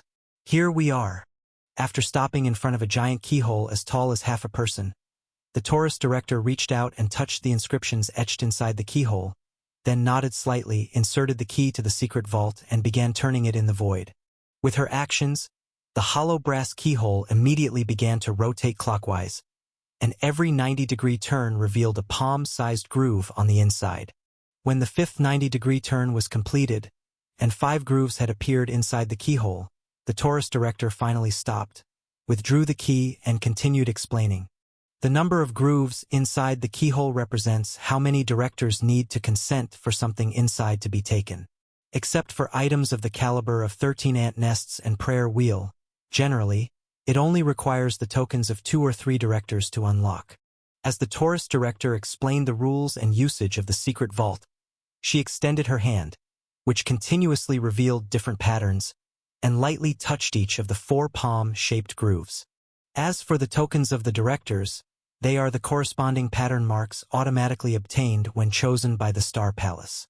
You just need to communicate with the Star Palace, and it will manifest automatically. Previously, you didn't reach 60 Leon value points, so you couldn't fully manifest the Aquarius pattern mark, but now you should be able to. Come, give it a try. Okay.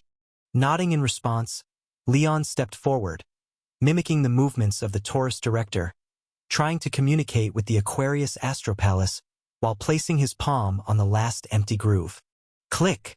The aquamarine Aquarius pattern flickered briefly in Leon's palm, and after acquiring the last key, a sound similar to a spring mechanism being triggered came from within the brass keyhole. Immediately after, the giant keyhole split open from the middle up and down, and before Leon could see what was inside, an unimaginably heavy scent of blood spilled out from within. That's right, just spilled out. Even the slight aura emitted from the secret vault was like a thick blood rain pouring over them, drenching Leon and Taurus director completely, almost soaking them entirely in sticky blood paste. Countless semi-coagulated crimson droplets, resembling ugly worms made of pus and blood, crawled all over Leon and the Taurus director, dripping down from their hair ends and clothes, staining the surrounding ground a deep red. Good heavens! As his eyeballs, instantly dyed blood red, moved, and he saw Taurus director equally covered in sticky blood paste, Leon couldn't help but exclaim in shock at the world before him, now wholly covered in blood red. This thing is just a heart? Yes. Wiping the smeared blood off her face with her sleeve, the Taurus director sighed with a complex expression. Moreover, it's a heart stripped from a corpse thousands of years ago, and every 3 to 5 years, the secret vault is open to drain all the remaining blood. Leon, although I brought you here, whether you can take it or not is still up to you. Hmm? As Leon showed a puzzled expression, wanting to ask what she meant, he suddenly felt his heart pause, temporarily halting the pumping of blood throughout his body. Meanwhile, hidden behind the sticky blood rain, the massive heart of the Crimson Overlord, over 2 meters tall, strangely replaced Leon's heart's function and began beating eerily. Your body is quite nice. After a heavy and powerful thump, a somewhat vague will emerged from the shriveled giant heart, slowly speaking. Given your physical condition, it would take roughly 6 minutes of complete cardiac arrest to cause irreversible damage to your body, so you have 6 minutes to earn my recognition. Earn your recognition? Touching his chest, which had quieted down, Leon didn't answer the shriveled heart's words, but instead cast a questioning glance at the tourist director beside him. How is this damn thing, dead for so many years, still shamelessly putting on airs with us? Crimson is the color of blood. The Crimson Overlord dominates blood, lineage, heritage, and other corresponding matters. Its heart naturally commands these things. Ignoring the meaning in Leon's gaze, the tourist director explained, the pillar gods are the masters of truth, but they must also be governed by their own truths. Even though the supreme 4 pillar gods are locked in eternal conflict with us, they cannot act against their truths. So if you gain its heart's recognition, it must serve you. Such a bizarre setting. Really? Arching an eyebrow in surprise, Leon wiped the sticky blood paste from his face, then turned back to look at the Crimson Heart, which had stolen his heartbeat, and asked, so how do I earn your recognition? Do I attack you? Or pay to use you? Neither, you just need to answer questions. The massive Crimson Heart beat forcefully, then spoke with a hint of arrogance. The better your answers, the more intensely I will beat, and your current heartbeat is 52.5 times per minute. As long as you can make me beat over 60 times in a minute within 3 questions, you win. Speeding up your heartbeat, that's quite an abstract assessment. Leon slightly furrowed his brows at the words, but then nodded. All right, go ahead then. Excellent. Although you are human, I don't dislike your confidence. After beating with a hint of appreciation, the shriveled giant heart slowly spoke. So, the first question. Blood is the most precious liquid in the world, but I want you to name another liquid, one that must be more precious than blood, even worth trading all your blood for it. That's simple. After pondering for a moment and vaguely grasping this thing's style, Leon answered without hesitation.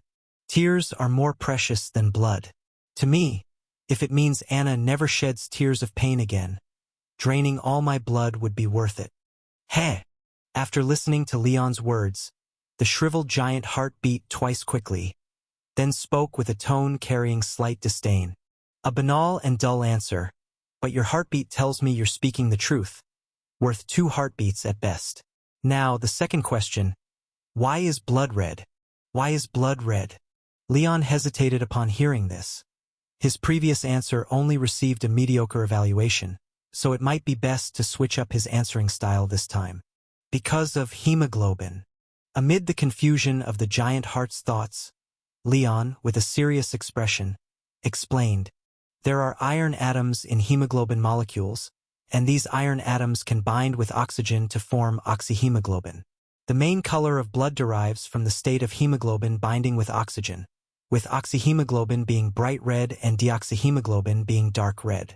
When arterial blood delivers oxygen to various tissues and organs of the body, as the oxygen is released, hemoglobin becomes deoxygenated, changing the blood color to dark red. I'm done. Why aren't you speaking? It's not that I don't want to speak. I just don't know what to say. Logically, shouldn't you be talking about things like life and vitality, sacrifice, or death? What are those egg yolk iron protein things, anyway? Not too bad. Facing this answer that was beyond his understanding but inexplicably approved by the Crimson, the shriveled giant heart fell silent for a moment, then hummed somewhat dryly. A somewhat special answer, but not what I wanted. Barely worth 1 or 2 extra heartbeats. I currently beat 56.5 times per minute, still 3.5 short of the standard 60, and you have one last chance. So it's illiterate. After hearing the not-so-confident evaluation from the Crimson Heart, Leon couldn't help but frown. He didn't argue about the correctness of the answer but silently switched to "I am the end of death." It's best to pass with normal answers, but if that's not possible, don't blame me for using more stimulating methods. The self in end of death mode could truly kill the pillar god, so dealing with the heart of the pillar god would naturally be no problem. If it refuses to cooperate, then maybe I'll stab it once and make it taste death, to see how many times it can actually beat per minute in the face of true death. Thump! Seemingly sensing Leon's killing intent, the Crimson Heart suddenly throbbed violently, its previously steady rhythm slightly disturbed for a moment. Does he want to attack me? Feeling the determination emanating from Leon, if the Crimson Heart had a face and a mouth, it might laugh out loud by now. Are humans nowadays a bit too overconfident? Trying to threaten the heart of a pillar god with force is like spitting at the sky. After sensing the strength of Leon's soul and finding it only at an ordinary level after just crossing the threshold of a true god, the Crimson Heart couldn't help but curl its non-existent lips, raising the difficulty of the third prepared question with impatience. The final question. Blood is the bond, the legacy, the continuity. For most beings, wealth, power, status, talents, and even strength itself can all be transmitted through blood. But now you must tell me something that can be inherited more broadly and longer than blood, and what it transmits must be more valuable than wealth, status, and innate strength. Come, tell me your answer. A legacy superior to blood? After hearing the Crimson Heart's third question, Leon couldn't help but arch his brow in surprise. It's not that the question was particularly difficult, but rather that it seemed almost overly simple. It's thought. Without hesitation, Leon gave his answer earnestly. The wealth and status passed down by lineage can only belong to a small fraction, whereas a great idea and thought can reach all souls who resonate with it. Wrong. Facing Leon's answer, the Crimson Heart couldn't hold back a mocking snort as it retorted with a hint of derision. A legacy better than blood is indeed memory. When I was one of the supreme four pillar gods, I took four things from your human ancestors: lifespan, connection, creation, and legacy, where legacy referred to the legacy of memory. Memory is a river older than blood.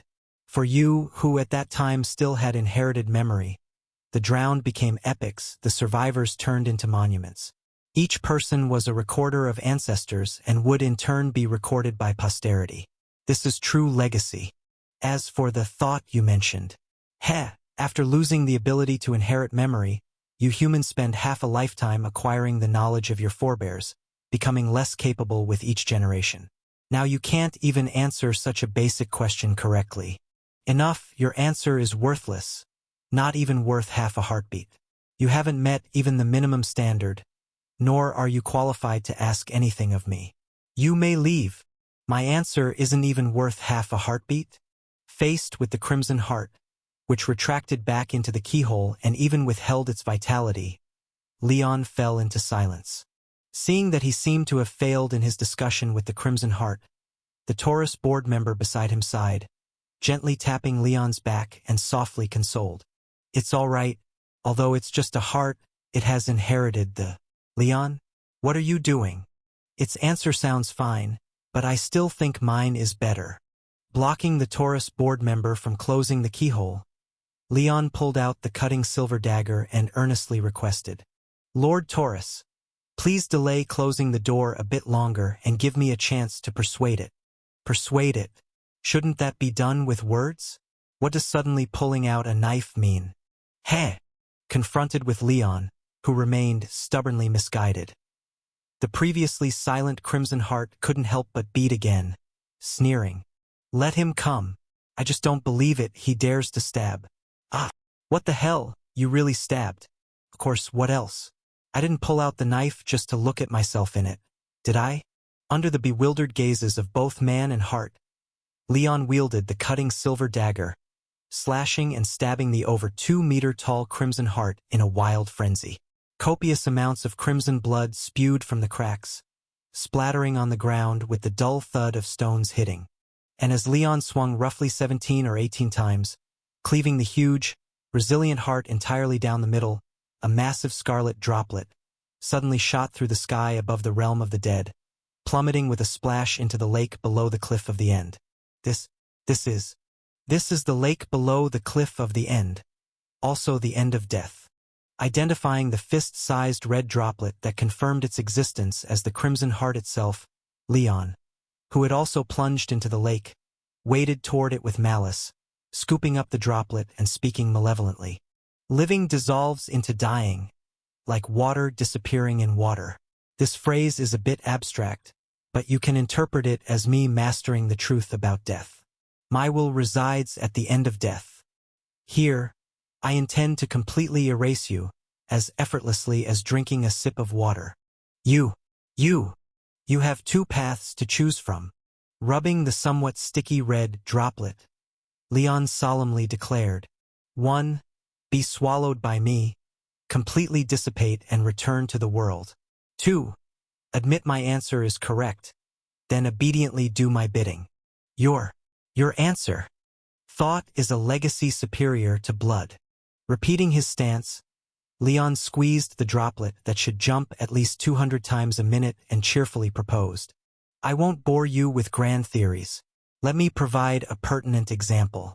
You and I share no blood relations, so blood transmission can't happen, but as long as you wish to avoid being killed by me, you must agree with me, thus accepting my thoughts.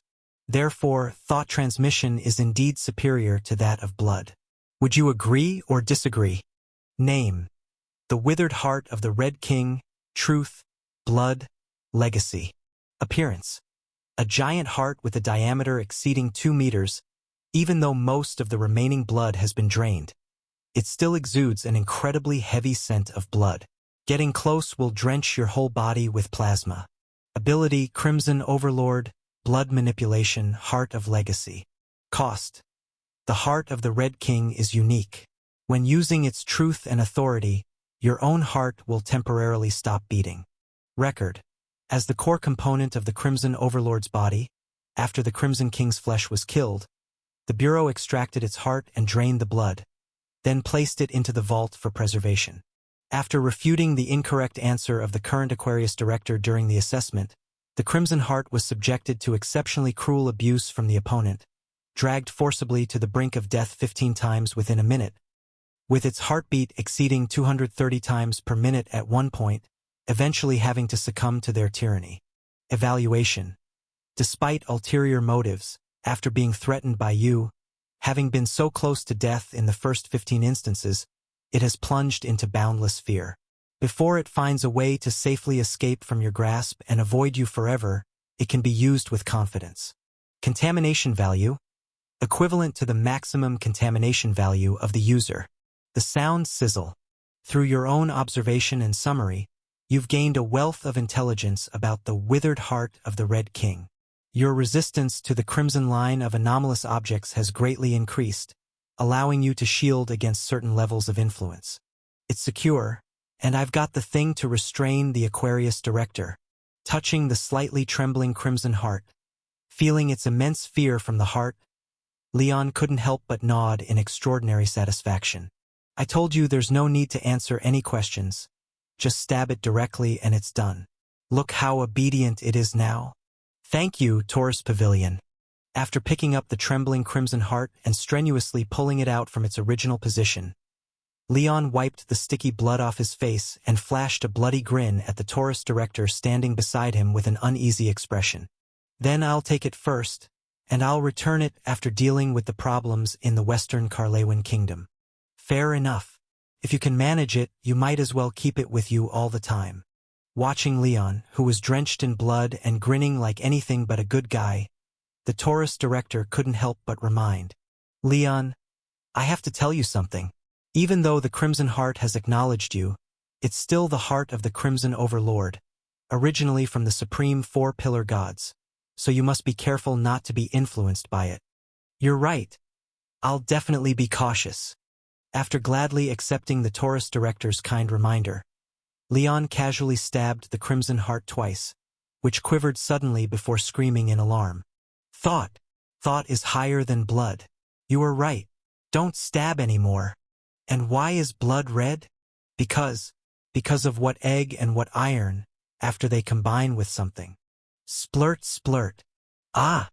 After another scream, the Crimson Heart in Leon's hand, relying on certain experiences from its divine past, suddenly understood a profound truth. I know, because you said blood is red, then blood is red. Splurt, splurt, splurt. Ah, why are you still stabbing me? You deserve it. Do I need your flattery? With eyes full of disdain, Leon supplemented with 2 more stabs and dragged the trembling Crimson Heart out of the vault while griping. How is it that you don't learn anything useful day by day, always spewing nonsense, and shamelessly having me take a test without understanding why blood is red? Now start remembering what I say. Blood is red because there are iron atoms in the hemoglobin molecules. These iron atoms can combine with oxygen to form oxyhemoglobin.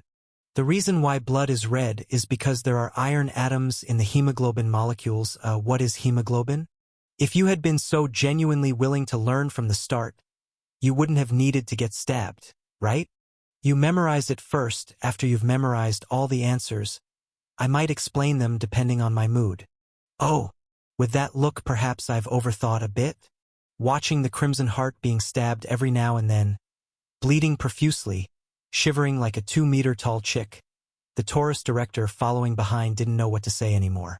Theoretically speaking, Leon should be careful of being contaminated by the Crimson Heart, but if he keeps teaching it 1 stab at a time, it's hard to say who will end up contaminating whom. Pressing his own heart, suppressing the strange stabbing pain, the tall, slender man looked up and gazed steadily at the woman with snowy hair across from him. Olivia! Calling out, the middle-aged man with black hair and eyes furrowed his brow and questioned. How dare you come back? Why wouldn't I dare to come back? Sipping a little from the amber-colored mead in the cup, the slightly tipsy red-haired, snowy-haired director chuckled. Though I was chased out long ago, I'm still a member of the royal family of the Western Carlewin Kingdom.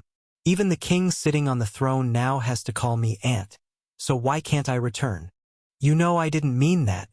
Covering the heart that constantly sent strange stabbing pains, the black-haired man, faintly resembling Leon but much older, said coldly, You promised to help me change the world, but just when I was about to succeed, you conspired with the Bureau's directors to nearly wipe out my entire tribe. You treacherous turncoat. Faced with the middle-aged man's accusation, the smile on the red-haired director's face faded away instantly, and instead of arguing, she tilted her head back and drank the wine in the cup. Your path was wrong. With slightly blurred eyes, another black-haired figure flashed by quietly. Half leaning on the small round table, the red-haired director cradled her chin in hand, shaking her head slightly with drunken eyes. You were too foolish in the past, and I was too foolish too. Though we weren't weak, we didn't really see the true face of this world. Many things aren't purely up to thank you. Nodding in thanks to the waiter crossing through the middle-aged man's ethereal form, who delivered 2 bottles of sherry, the red-haired director gestured to the seat opposite her and kindly requested, Would you mind bringing over a few more cups? Place them opposite me. I want to drink with past friends. Certainly. Nodding in agreement to the strange guest's request, the waiter with a tray smiled and asked, Are you expecting friends to arrive soon? How many cups do you need specifically? Specifically, maybe 5 or 6. My friend has a bad temper, and if he gets angry and starts arguing, I'm afraid he might smash some cups. What you know, there's a chance of a commotion, yet you insist on staying at our establishment. Couldn't you and your friend find another place? Looking at the woman so beautiful it was hard to look directly at her, who was now boozy, the waiter hesitated to ask her to leave, instead politely reminding her as best as he could. When are your friends expected to arrive? I can have the store security on standby if you think it necessary. No need, they're already here. Just put the cups out. This person, isn't he a fool? The red-haired director's rambling demands left her speechless. After glancing at the empty seat opposite her, the waiter, whose heart was filled with unease, considered calling security to remove this drunken woman. But first, the red-haired director could really drink, consuming as much as 4 or 5 strong men alone. She was a rare big customer these days. Second, she was genuinely breathtakingly beautiful, even in a drunken state, which made it hard to sternly reprimand her. In the end, The helpless waiter could only brace himself, return, and place a tray of glasses in front of her, pouring the drinks one by one as she requested. Then he hastily returned behind the bar, watching this side warily, ready to deal with the situation at any moment. As the glasses were all set, a lean, tall middle-aged man looked at the row of large glasses in front of him and spoke with displeasure. "Olivia, have you forgotten? I never drink, you." "I know." Taking a glass of amber mead and downing it again, the red-haired director, her eyes already somewhat hazy, smiled sweetly and said, "This is just for me. But I've been here for over 6 hours before you came, and I've drunk so much that they wouldn't dare sell me any more. So I'm just using you as an excuse. Why aren't you speaking? If you want to drink too. Should I leave you one glass?" "No need." Watching the red-haired director guzzle down all the alcohol in hardly any time, the middle-aged man couldn't help but frown and ask coldly, "You weren't like this in the past. When did you pick up the habit of heavy drinking?" Upon hearing the middle-aged man's words, the red-haired director's hazy eyes paused slightly. Then she looked over with flickering eyes. Seeing her sudden shift in demeanor, the middle-aged man realized he misspoke and couldn't help but sigh with slight regret. "You're as sharp as ever. I can't make a single mistake in front of you." "Sort of," she casually responded. Then the red-haired director asked with a sweet smile, "Since you don't know about my recent situation, then, in these past years, were you trapped somewhere without contact with the outside world and only recently released? Was it the Slaughter King Association? Have you colluded with them? What did you promise them? To take down the royal family of Western Carly when kingdom? Weaken the Watcher's Palace's power to allow a true god to descend? What did they promise you? To help you do revenge on the Cleanup Bureau? On the Western Carly when kingdom? Or to rebuild East Carlewin Kingdom? It's really none of those? Do you have some other plan? Speaking of which, while shopping in recent days, I've seen many people from the Luminous Church on the streets of Lily City. Are you planning to use the baptismal pool of the Luminous Church for another repeat of the past?" "Enough!" The red-haired director's step-by-step questions made the tall, thin middle-aged man stop her somewhat awkwardly, then said with eyes filled with anger, "Olivia, I came to question you, not to provide you information. I wasn't probing for information." Upon hearing this, the red-haired director leaned back against her chair, speaking lazily. "You just let it slip. I just asked what flashed in my mind after you let it slip. It's up to you whether you answer or not. You can simply not talk if you don't want to leak any information. I could remain silent, but if I can let slip so much from just one sentence, is there really a big difference whether I talk or not? Forget it. Guess as you like." Somewhat exhaustedly ending the topic, the middle-aged man sighed deeply as he looked at his old friend, who had matured so much but was still so clever and cunning, then said with resentment in his eyes, "Olivia, if you hadn't chosen betrayal back then and stayed with me instead, then our mistakes would only have been deeper and more numerous." Interrupting the middle-aged man, the red-haired director toyed with the glass in her hand, speaking with a somewhat obscure expression. "From the moment I took on the task of using the 13 anthill, I almost regretted the past every day. My regret isn't about using the 13 anthill, but not realizing sooner what you were preparing, allowing things to progress to a point where I had no choice but to use that item. You! What do you even understand?" Seemingly enraged by the red-haired director's words, the middle-aged man suddenly stood up from his chair. His dark eyes filled with anger, and shouted, "Do you know how much resistance I faced? Everyone in their hearts knew I was right, but they insisted on dragging me down like barnacles on a turtle's back. Dragging me, pulling me, pressing me, holding me down. In such circumstances, did I have any other choice but to gamble? You betrayed your initial belief, choosing to bow down to those old farts with the scent of decay all over them. But I never did. You! All right, stop talking." Gesturing to him to stop, the red-haired director, who was first to calm down, sighed faintly. "I only wanted to have a few drinks today, not to argue with you. You've been like this since you were young, Your body always acts faster than your brain, never considering the consequences in your actions, and your mind is hard as a rock. Once you're set, you never change. I don't have brains, but don't you? Hearing the red-haired director mention the past, the middle-aged man's expression slightly softened. Then he said, "Do you remember that proverb? Justice and courage are siblings. True courage must stem from the persistence in justice, and with the courage to adhere to beliefs. Justice won't become empty talk." Finishing the last sentence of the proverb, the red-haired director drank a sip of mead, her expression somewhat dim, and said, "Just say what you want. Beating around the bush isn't your style. I mean, our relationship is like the ancestors of the East Carlewan Kingdom and the Western Carlewan Kingdom, the most suitable and best brothers."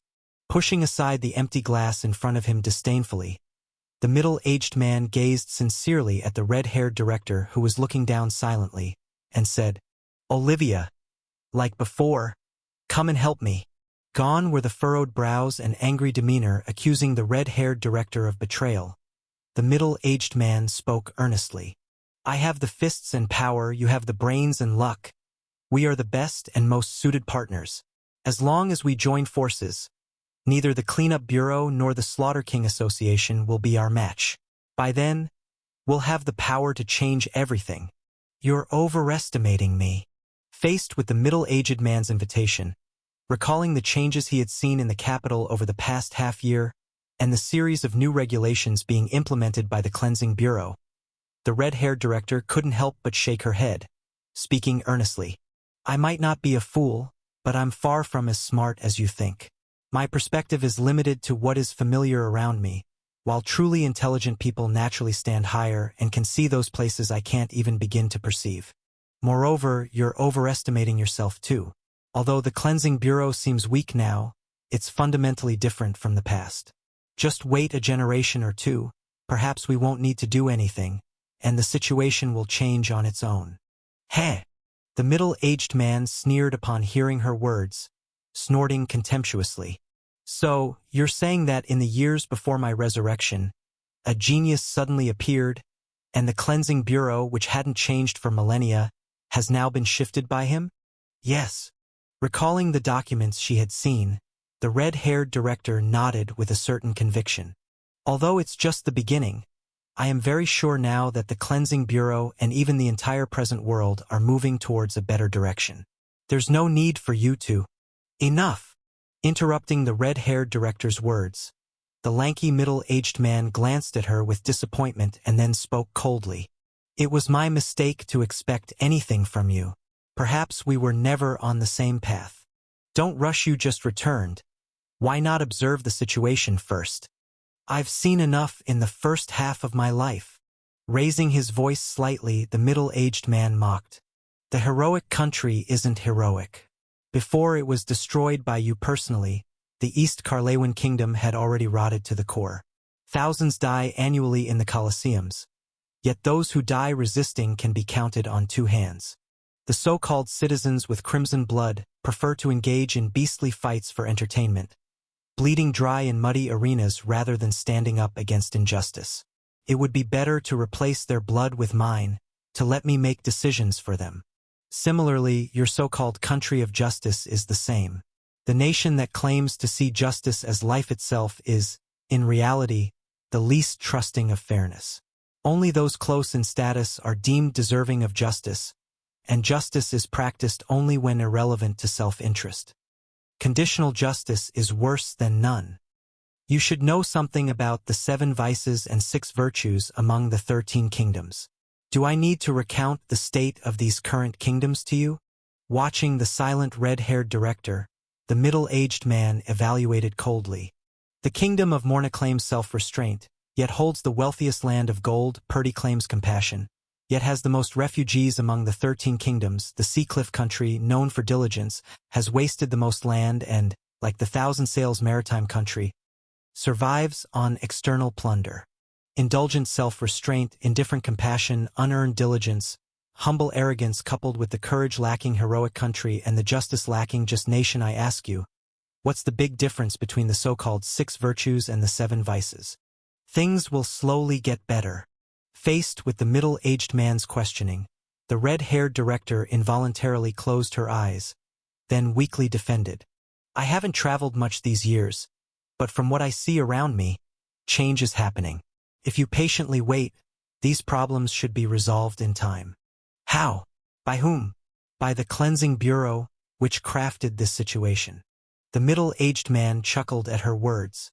I see it clearly. The present world is in its current state because of the cleansing bureau's incompetence. To maintain the old order, to pay the rewards of the palace dwellers, the bureau won't allow even radically rotten kingdoms to truly fall. As long as the royal bloodlines of the 13 houses remain unbroken, as long as the bureau remains insensitive, the corresponding 13 kingdoms will be revived, just with a new face. Dig beneath the surface, and the old rotten roots still emerge. The cleansing bureau has already. Enough. I'm not interested in debating this with you. You've completely become like those old relics, even speaking similar lines when advising me. I'm not interested in continuing this conversation. Interrupting the red-haired director once more, though somewhat wearied, the middle-aged man said, Weren't you trying to probe my purpose just now? I might as well tell you. In the Eastern Carlewan Kingdom, destroyed by the 13 ant nests, everyone has been replaced with my blood, part of me and the crimson blood, not truly dead. Now I plan to use this connection to bring them all back at once. Hearing the middle-aged man's words, the red-haired director's pupils sharply contracted, and the cup in her hand shattered abruptly, sending a spray of fine glass shards and inciting a wave of panicked screams. I'm sorry. So sorry. Quickly comforting the nearby patrons, promising to waive this fee and provide some compensation. The server who had previously served drinks hurried over, eyes full of panic, and asked, Sir, are you hurt? Our glasses are of excellent quality. Even hit with a hammer they'd crack at most. Shouldn't have shattered your hand. I'm fine. How could you be fine? That was a loud sound just now. I really am fine. With a somewhat pale face, the red-haired director looked up toward the server, and the moment their eyes met, the server's panicked expression instantly smoothed over, and the worry in their eyes settled back down. After a brief look of bewilderment, the server shook slightly, then instinctively put on a professional smile, showing 8 white teeth, and said actively, Welcome. Can I help you? Why are there so many empty bottles here? I drank them. You can go now, I'll call you later. After a few words to dismiss the confused server, the red-haired director stared intently at the middle-aged man across the table, her voice trembling with disbelief. Are you saying you can resurrect all the citizens of the East Carlewan Kingdom? Finally arrived. After stepping off the hastily arranged sky clipper and walking to the edge of the boarding tower, Leon looked down at the white city built alongside the river and the alabaster lily tops of countless marble buildings. His eyes couldn't help but show a hint of amazement. No wonder the capital of the Western Carlewan Kingdom is called Lily City. From above, the petal-shaped tops spreading in 6 directions indeed resemble a vast sea of blooming lilies. It's just that it's a bit overwhelmingly white. Intense sunlight briefly streamed through a gap in the dense clouds overhead, illuminating the snowy white city in an instant. The dazzling white tops reflected the glaring sunlight, prompting Leon to squint involuntarily. Sir, please step back a bit. A somewhat flustered voice came from behind, and when Leon turned to look, he saw security personnel responsible for maintaining order on the boarding tower rushing over from a distance, urgently advising, You shouldn't keep looking down from above. If you do for too long, you might go blind. Oh! After swiftly taking in the view of Lily City and memorizing some building locations and their distribution, Leon sensibly stepped back, apologizing with a cheerful smile. Sorry, it's my first time in Lily City. I didn't know. I apologize for the trouble. No, it's our fault for not reminding you sooner. Seeing this guest from the VIP cabin not insist on continuing to enjoy the view, the approaching security personnel breathed a sigh of relief, while simultaneously wondering how this person crossed the caution line and why they hadn't noticed before. Then, in a gentle tone, they advised, Please descend the tower promptly. The sky clipper will be turning port soon, generating chaotic air currents. Standing here could risk you being swept away. Ha! After noticing Leon's peculiar black and white hair, a hint of surprise flashed in the security guard's eyes, and they somewhat uncertainly asked, "Are you a follower of the Luminous Church?" Luminous Church? Upon hearing this, Leon's eyebrows rose, and he curiously stroked his hair, asking in return, "Why do you ask? Just because of my hair color?" Exactly. Leading Leon to the spiral staircase, the security personnel responded with a smile. The Luminous Church's baptism ceremony is approaching, and recently, 9 out of 10 people with black hair coming to Lily City are followers of the Luminous Church. You've finally arrived. As soon as Leon descended the spiral staircase, a middle-aged man with a head full of white hair, surrounded by several guards, approached with a smile, introducing himself. "Sir Leon, I am Vernon, the 4th Prince of Carlewin Kingdom, here to welcome your visit on behalf of Carlewin Kingdom." "You're too kind."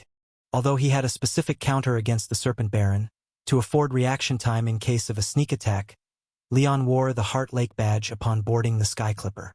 After checking Vernon's Heart Lake, discovering a full display of goodwill and enthusiasm, Leon's previously cautious demeanor relaxed slightly. He shook Vernon's extended hand and courteously said, "Prince Vernon, I'm not visiting as a royal this time. It's purely a personal trip. You really didn't need to be so formal. You're too polite." Seeing Leon's amicable attitude, Prince Vernon became even more congenial, leading Leon onward while smiling.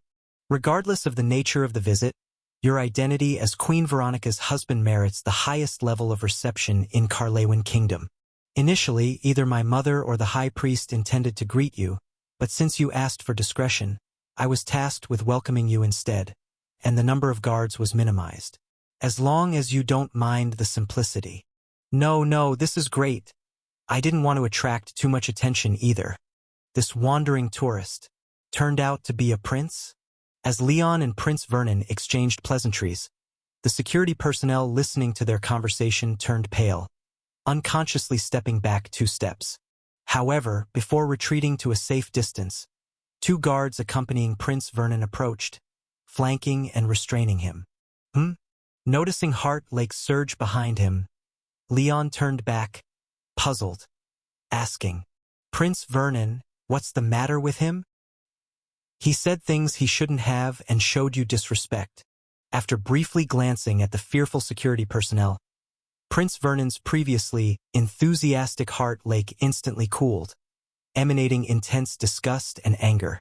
"A week ago my father issued a command forbidding Carlewin Kingdom citizens from discussing the Luminous Church unless asked. Yet he directly queried if you were a follower. More unforgivable. Facing someone of your rank, he failed to exhibit due respect. Neither in etiquette, address, nor speech did he meet the standard, and he audaciously stood beside you without your invitation. No way. Do you have a screw loose?" After hearing these countless grievances, Leon's eyebrows furrowed in disbelief. According to Prince Vernon, violating the king's command seems trivial, but showing insufficient respect to a prince is the real issue? Glancing around at the white-robed guards, who appeared indignant or even hostile, Leon frowned and interrupted. "It's not his fault. I didn't reveal my identity initially." "No, it is his fault." Seeing Leon seemingly plead for the security guard, Prince Vernon's smile faded, his expression stern as he replied, "To prevent such overstepping, security must stay strictly at their posts." Yet he disregarded protocol and left his position, leading to offending you, hence it remains his error. "I didn't follow the visitor path. I crossed the caution line to enjoy the view from the tower edge." Feeling speechless by this irrational debate, but reluctant to vehemently confront Prince Vernon, Leon patiently argued. "He left his post to ensure my safety, meaning the fault lies with me." "Ah, now I understand." Upon hearing Leon's explanation, realization dawned in Prince Vernon's eyes, quickly instructing the guards. "Release him. It wasn't his mistake. Now that's reasonable." "Come." "Quickly apprehend the culprit." "Sir Leon." "What? Isn't This kingdom be way too crazy. I'm a prince after all, and just because I crossed the security line to look at the scenery for a few moments, they threw me in a high-security prison? Having my hands tied with soft white silk by the guards and pushed onto a carriage to a strangely shaped building, then locked in the innermost room, Leon was completely stunned just after getting off the Skyclipper and straight into prison. Strictly speaking, the place he was in should be the Carlewan Kingdom prison. At least that's what the sign outside says. But the problem is that this prison is decorated way too luxuriously. It's not only spotless and brightly lit, but the walls are also adorned with oil paintings from famous artists. And there's even a darn swimming pool. What kind of prisoner gets to swim in their cell? Without much effort at all, Leon easily broke free from the white silk binding his hands. Completely bewildered, he walked around the more than 300 square meter ultra-luxurious cell, and was even more shocked to find that the swimming pool was perhaps the most ordinary feature. If nothing else, the white artificial leather on the little stool used for changing shoes next to the cell entrance is renowned in the Northern Kingdom. Before returning from the Northern Kingdom, as he thought about bringing some local specialties for Anna and the others, he specifically looked into the prices of some items. This kind of artificial leather made from the soft underarm fur of a giant snow mammoth could sell for over 300 gold wheels for just a palm-sized piece. And the stool alone has at least 1 square meter of artificial leather, so just this inconspicuous little stool would be worth several years of his salary at the clearing bureau. Damn, I really should give this a good sit. Though he doesn't chase after money and isn't particularly materialistic, faced with a luxury equivalent to several years of his salary, Leon couldn't resist his curiosity and sat on it a couple more times. And as expected, this surprisingly expensive stool didn't feel any different. Looking at his gray work pants, stiffer than jeans, Leon hesitated for a moment but ultimately held onto his dignity and didn't take off his pants to directly feel the top-quality mammoth fur. He just touched it a few more times. Just as Leon got up from the little stool, ready to experience how awesome the other things in the cell were, the cell door, closed for just 3 minutes, was opened from outside. Prince Vernon, who had previously ordered the arrest seriously, was now standing outside the cell door with the guards, smiling brightly and congratulating.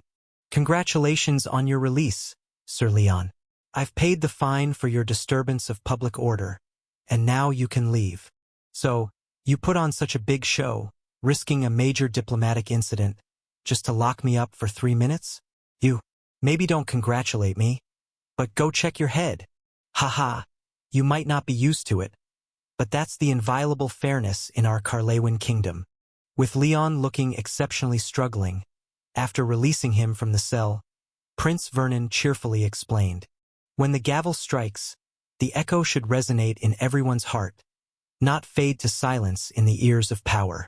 These are the words our ancestor Carlewan I wrote by hand on the law code's first page when revising it, and the principle our entire Carlewan Kingdom upholds. No matter if it's the noble king or the lowly serf, anyone who breaks the law should be punished. Wealth, status, and position should not stand as hindrances to justice. Justice must land equally upon all. All right, I was only locked up for 3 minutes, so whatever you say goes. Though it feels a bit like they're overdoing it, making a mess of Carlewan I's good intentions, thinking about the justice blood in the West Calavan royal family's veins. Leon didn't say anything further but patiently inquired, "Your nation's customs are indeed unique. Prince Vernon, may I ask about the investigation you did regarding Miss Olivia before I arrived?" "Well, I'm sorry." Upon hearing Leon's query, Prince Vernon hesitated and then, with an apologetic tone, said, "The day after receiving your request, my mother mobilized a large number of people to investigate all places selling alcohol in Lily City, but we couldn't find any trace of Miss Olivia you mentioned. The only clue we found was during a review of recent security cases where we discovered a few minor disturbances caused by her. Yet those who supposedly interacted with her seemed to have no recollection of her. A collective temporary amnesia among the involved personnel." Hearing this, Leon frowned, knowing that the director had likely used love without memory to wipe these people's memories of her. As an abnormal object often used by the director for temporary getaways when short on drink money, love without memory can erase a large portion of memory as long as any affection, admiration, or appreciation arises. Though the director's a die-hard drinker, her appearance is exceptionally stunning, naturally drawing the first-time viewer's fondness, making it nearly impossible to avoid memory wiping from Love Without Memory. If she keeps Love Without Memory active, anyone who sees her would turn around and forget her, making Leon's plan to find her through official means virtually impossible to carry out. Then there's no need to look for her for now, Leon requested, shaking his head helplessly. Prince Vernon, please take me to the palace first. I have some matters to inform your King's Majesty. Oh, right. At this point, Leon glanced around at the other rooms in the prison, then looked back at Prince Vernon, asking without blinking. What about the security officer at the boarding tower? I remember you brought him over. Where is he? He's locked up in another section of the prison. Prince Vernon chuckled upon hearing this and said, although you took on the charges of dereliction of duty and offending a noble person for him, he indeed disobeyed my father's orders, so he's still guilty of defying a royal command. Those working at the boarding tower often neglect such matters due to frequent interaction with outsiders, and a bit of punishment this time might help him remember. Help him remember indeed. Through dozens of walls, Leon locked onto a familiar and unusually terrified Heart Lake, furrowing his brows once more before staring at Prince Vernon and asking, Prince Vernon, I'm curious about the punishment he's undergoing. May I take a look? This doesn't seem very appropriate, does it? Faced with Leon's request to observe the punishment, the middle-aged prince's amiable smile faded slightly, revealing a hint of discomfort. His crime is significantly more severe than yours, likely warranting a whipping. Observing the punishment might expose you to the smell or dirt. Moreover, you need to meet my father later, so it's best not to go to such unsavory places. Unsavory places indeed. After glancing at the prison's shiny floor and the glaring white walls, Leon sighed inwardly, certain that his guess was correct. He then rejected Prince Vernon's advice, shaking his head firmly. I still want to go over there for a look. All right then. Seeing Leon's unwavering insistence, knowing any further obstruction would be futile, Prince Vernon's smile faded further as he waved to his guards behind him. Go over there and notify them that I'm bringing His Highness to observe the punishment, and have them tidy up, remove all those unsightly things. Your Highness! Interrupting Prince Vernon's words, Leon grabbed his raised arm, his eyes unwavering as he spoke. There's no need to notify them in advance. Let's just go. Faced with Leon's rather rude action, Prince Vernon instinctively frowned, wanting to withdraw from Leon's grasp. But Leon's hand seemed like a vice, gripping his arm tightly and gradually squeezing inward. Let's go then. Knowing he couldn't physically compete against these freakish cleaners, and having done his homework recognizing Leon's third-level cleaner status, Prince Vernon had no choice but to abandon the request to have someone do some pre-cleaning. As Leon dragged Prince Vernon out of the pristine prison towards another building over 200 meters away, the turbulent Heart Lake penetrated through the dirty walls and flooded Leon's vision. Indeed, the fairness of the Carlewin kingdom was not as equitable as Prince Vernon claimed. The fairness that a prince like himself enjoyed compared to the fairness an boarding tower security officer could enjoy was hardly the same thing. Following the path marked with hexagonal punishment clubs, amidst the astonished looks of passers-by, they arrived at the entrance to another massive prison. Observing the surroundings that matched his expectations, Leon couldn't help but narrow his eyes. Unlike the so-called prison he had just been in, before him lay several rows of damp, dark green stone steps spiraling downwards into the underground. Droplets of water seeped from the wall cracks, reflecting rusty dark red under the dim glow of the cylinder wall lights. Faint traces of a bloody smell, mixed with a very slight decay, drifted up through the vertical ventilation shaft, despite meticulous nets and incense lamps hanging, attracting swarms of buzzing flies circling outside. With such a presentation, even a fool could see this was certainly no good place. Leon, knowing what to expect, dragged the unwilling Prince Vernon, expressionlessly stepping onto the descending stone steps. As they delved deeper, the initially decent condition of the dungeon became increasingly dire. Beams of light streaming inside through narrow skylight windows stirred up dense mold dust. The ground's potholes accumulated water mixed with suspicious grime. Muffled thuds of blunt objects striking flesh mingled with the sharp cracks of whipping and painful cries. Relying on Prince Vernon's face, or rather, the royal insignia embroidered on his clothes, they passed several rounds of guards who came to block them. With furrowed brows, Leon followed the direction of Heart Lake and found the location of the boarding tower security officer. The good news was, since he'd only been confined for a few minutes before being released, and realized the discrepancy immediately upon leaving, he hadn't suffered much. But the bad news was, the criminals in the same punishment area as him were emitting extremely painful screams under relentless whips laced with wire. What's going on here? His Highness Leon, there's nothing worth seeing here. Stepping back 2 paces driven by the stench from the punishment area, Prince Vernon glanced at the prisoners with their skin lightly torn from whipping, especially the security officer tied to the punishment post, then spoke displeased. Taking on all the other charges, the judge gave him a lighter sentence. The penalty for violating the royal order, after paying part of the reduction fine, amounts to only 30 lashes. This situation won't leave any lasting damage. Just have him get 2 supplements and rest for 3 to 5 weeks, and it'll be fine. Don't worry. I'm not going to add any further punishment.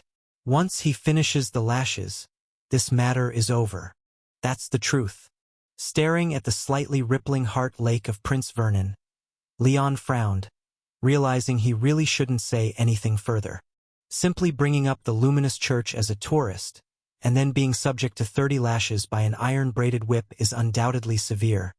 One could even say it's a brutal punishment. But as an outsider, he truly had no standing to criticize the laws of another nation. Yet, can you do me a favor? Although he usually detested saying this, looking at the security officer's terrified eyes, Leon ultimately could not resist, helplessly appealing. After all, I was the one who crossed the warning line first, and he just came over to remind me. So can you? His Highness Leon, it's best not to say any more. Slightly squinting his eyes, Prince Vernon let go of his nose and reminded sternly, "You may not know, but obstructing judicial justice here is a serious crime, worse than violating a royal order. If you even finish saying this, can you? Even considering your unfamiliarity with local laws, you might still have to spend some time back in that prison. His Highness Leon, it's time for us to go." Glancing at Leon, silenced from being rebuked, Prince Vernon stretched his previously squeezed arm, somewhat impatiently urging, "The smell here is too strong. Changing clothes and applying incense won't cover it. You'll need to bathe to mask it. Don't you have important business with my father? Then hurry up. Stop wasting time here." Though continually feeling the punishment to be questionable, Prince Vernon's explanation and request sounded reasonable enough. Leon felt compelled not to blatantly break the law, reluctantly departing the punishment area under the security officer's despairing gaze. And after Leon and the others left the prison, the boarding tower security officer's back slightly bulged. 2 pale green lance-shaped leaves, surrounded by small bright red cones, emerged from a narrow blood vessel on his back. Once the cones fully emerged from the security officer's back, the slightly larger red cone shook, knocking against the smaller one, triggering a barely detectable spiritual ripple. Olivia, through the parasitic oak's fruit shell, glancing at the frowning red-haired director within the other cone. The middle-aged man sitting cross-legged inside couldn't help but sneer. "The one you claimed changed the cleaning bureau and might even change the current world. Is this all?" Faced with the sarcasm from the serpent director, the red-haired director sitting in the same parasitic oak cone glanced at him without speaking. Seeing that she ignored him, a hint of impatience crept onto the slightly gaunt face of the serpent director, and he commented with a sullen face, "That kid might have a good heart and caught your eye with his so-called kindness, but he's completely useless in other aspects. To accomplish world-changing feats, strength, intelligence, methods, and courage are all indispensable. He might have some special means, but his soul strength is just at the level of an ordinary true god. unable to penetrate even your parasitic oak. If he were ambushed by someone of my level, he would be as good as dead. Moreover, he just abandoned his plan to rescue someone after Vernon said a few words to him, getting talked into leaving. His mind is clearly not up to par. As for the courage to ignore all opposing opinions and the skills to handle resistance, he lacks them all. In my opinion, he's just a lucky, kind-hearted fool. I really don't know what you see in him. Olivia? Why aren't you speaking? Facing the persistent questioning of the Serpent Director, the red-haired director glanced at him through the cone and then frowned. You're really noisy. Stop talking. Let me think. You have got to be kidding me. Seeing that the red-haired director was still staying silent, the Serpent Director's face darkened slightly, and he stood up with displeasure in his face. Then stay here and think. I have my own matters to attend to. I don't have the time to accompany you here. Also, remember our bet. Glancing at the red-haired director who was still frowning and deep in thought as if encountering some difficulty, the Serpent Director complained begrudgingly. This kid you fancy is really not ordinary in his stupidity. He couldn't even pass the first test I arranged. According to our agreement, if he couldn't make me. Don't move. Just as the Serpent Director was about to demand her to fulfill the agreement, the red-haired director suddenly lifted her hand and clenched it. The two small leaves of the parasitic oak curled slightly, gathering the two dangling bright red cones and quickly retracting them into the security officer's blood vessel. And at the moment the two cones retracted, a blade tip mysteriously emerged from the wall's slanted rear side in the execution district, lightly carving out a small hole the size of a chestnut. Soon after, an eye with a color both of them were familiar with silently stuck to the other end of the hole, its pitch-black pupil staring firmly in the direction of the security officer. Oh my God! After a brief eye contact through the 4 layers of the cone, blood vessel, skin, and clothing with Leon's scrutinizing gaze, the Serpent Director's arm couldn't help trembling slightly, feeling a slight chill down his spine. From this current angle, if Olivia hadn't realized something was amiss and retracted the parasitic oak in advance, they would have likely been discovered. Speaking of which, are the new generation of cleaners this cautious? They even come back to check on such small matters? I've figured out what went wrong. Gently shaking the cone within which she hid, and bumping into the dumbfounded Serpent Director, the red-haired director looked at Leon's pitch-black pupils with a rather complex expression and said, Your probing was too obvious, making him aware of something being off. Especially when you influenced the security officer to bring up the luminous church voluntarily, he would definitely be more cautious. After looking at the eye still relentlessly staring at this side, the Serpent Director couldn't help expressing his disbelief. Is there something wrong with him? The security officer just casually mentioned the luminous church, and he suspects that too. You don't understand, Leon. Glancing at the skeptical Serpent Director, the red-haired director, with a slightly proud yet not unbothered expression, explained, Leon is much more cautious than ordinary people, preferring to assume the worst-case scenario in any situation. Even among the cleaners, he is one of the most cautious. Based on what I know of him, after discovering an issue with the low-grade fever symptom, he will definitely first seek information from Lord Taurus. Once he deduces that you might be behind this, according to his habit, he will most likely consider the possibility that the Serpent Director has secretly taken over the entire West Calavan Kingdom. Moreover, before he came over, he specially informed the royal family of the West Calavan Kingdom, equating to exposing his movements voluntarily, so he will be wary of anyone approaching him proactively. Perhaps not just people. So, just because the security officer I controlled approached him and casually chatted, he got suspicious of him directly? I said earlier that your probing was too obvious. Glancing at the dumbstruck Serpent Director, the red-haired director blinked and continued analyzing. The security officer you controlled appeared too enthusiastic.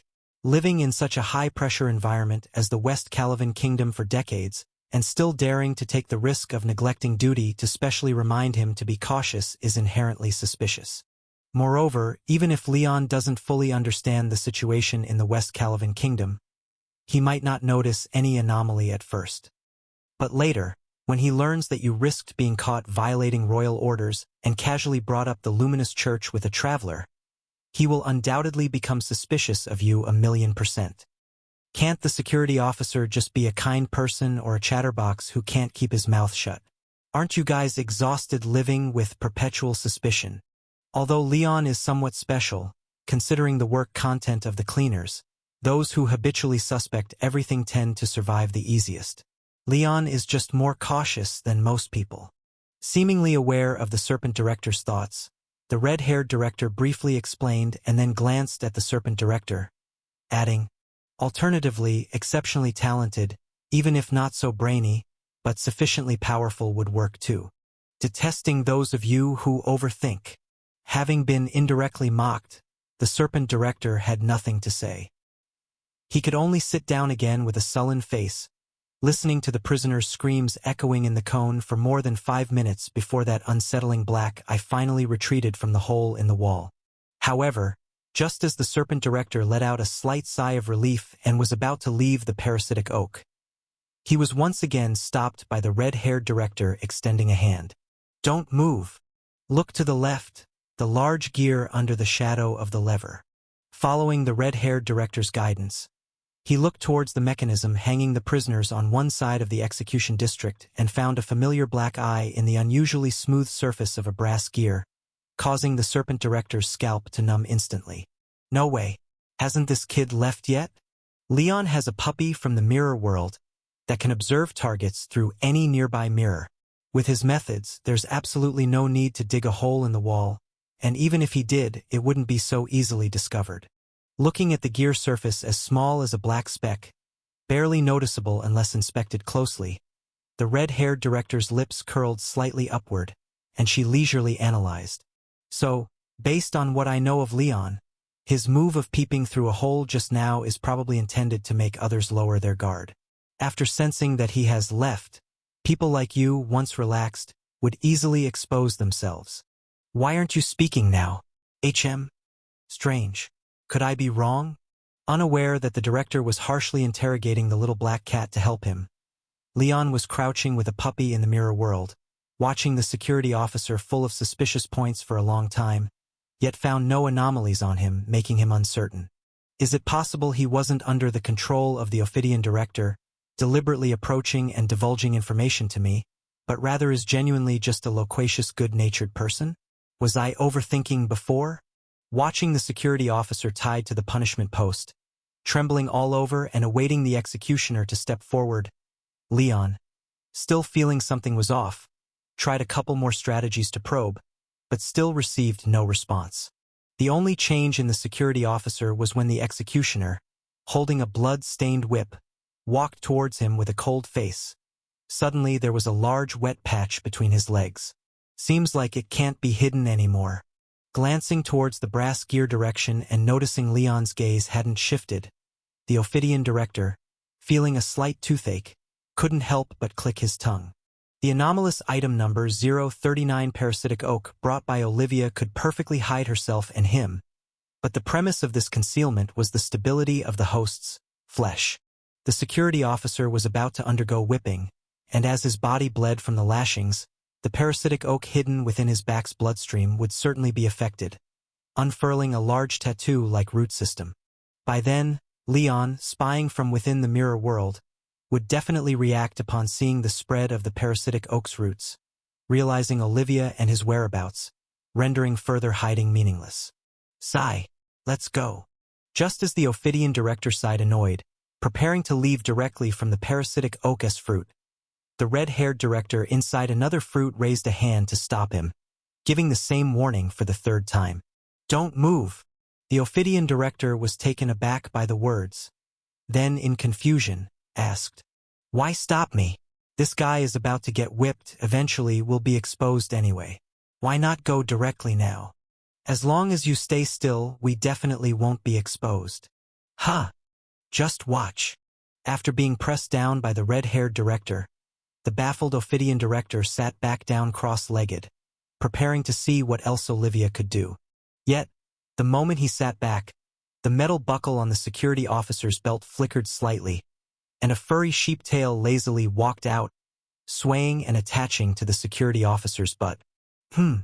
At the moment Secret Tail took position successfully, the executioner raising his whip paused slightly, standing confounded for a while before walking past the terror-stricken security officer towards another punishment post. What is this?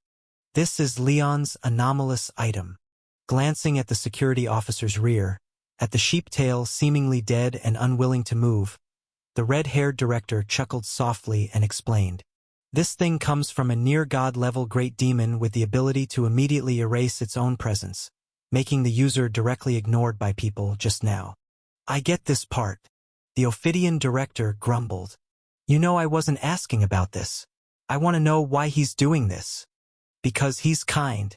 After a glance at the Ophidian director, shaking with a good mood, the red-haired director replied with a smile. Although Leon's methods are grand, he is essentially a soft-hearted person, not fond of seeing innocent people suffer because of him. From what I know about him, if there's still a choice, Leon won't bear to watch this person being whipped to injury. He'll certainly save him before the whip falls. TCH. Womanly compassion. Watching the hand emerging from the belt-buckle mirror, untying the security officer's ropes, the Ophidian director couldn't help but purse his lips. If only this kid could be ruthless, letting this security officer endure through a series of whippings before rescuing. He could have certainly discovered Olivia and me hiding. But, after shaking his head slightly, the Ophidian director turned towards the red-haired director, squinting in inquiry. Aren't you on good terms with him? So easily revealing his weaknesses to me? Aren't you afraid I'll use this against him? Are you truly that clueless? After hearing the Ophidian director's question, the red-haired director glanced at him with slight disdain. Not to mention the life-saving anomalous items on Leon, just his status as a partial ruler of the world. Dying once is no different from off-duty and going home. Even if his soul is utterly shattered, he might crawl back up from the cliff of the end in 30 to 50 years. Moreover, I already told you, after discovering the connection between low fever and hair color, Leon would definitely seek an audience with Lord Taurus for information. Guess if he would ask for items to restrain you once he knows? I suspect he even asked for items to restrain me. Furthermore, though Leon is rather tender-hearted, when needed, he isn't frail, he's capable of being ruthless at crucial moments. Definitely not indecisive. If you really use this so-called weakness against him, upon realizing he can't save both sides, likely he'd wipe out both robbers and hostages, and then go to the realm of the dead to fetch a gun forged by Lord Emma, sitting on cliff of the end to pick off heads one by one. In short, it's best you stop thinking this way. Given your limited brain capacity, what do you plan to use to contend with my Leon? There's a feeling, as though Olivia might be thinking something very rude. Feeling a prick from the red-haired director's disdainful gaze, with his ears slightly red, the Ophidian director stood up, stubbornly arguing. I admit, he is stronger than I previously expected, but this doesn't prove, as you said, that he has the potential to change the entire world. See, getting worked up again. Understanding the temper of this old friend of his, the red-haired director blinked but didn't press further, instead nodding steadily. You're right, these recent events only prove Leon is a cautious and good person, insufficient to showcase his capabilities, requiring more observation. I've been stopping you from exposing yourself just to ensure our bet continues. Hurry, make him cry. If he doesn't cry soon, it'll be too late.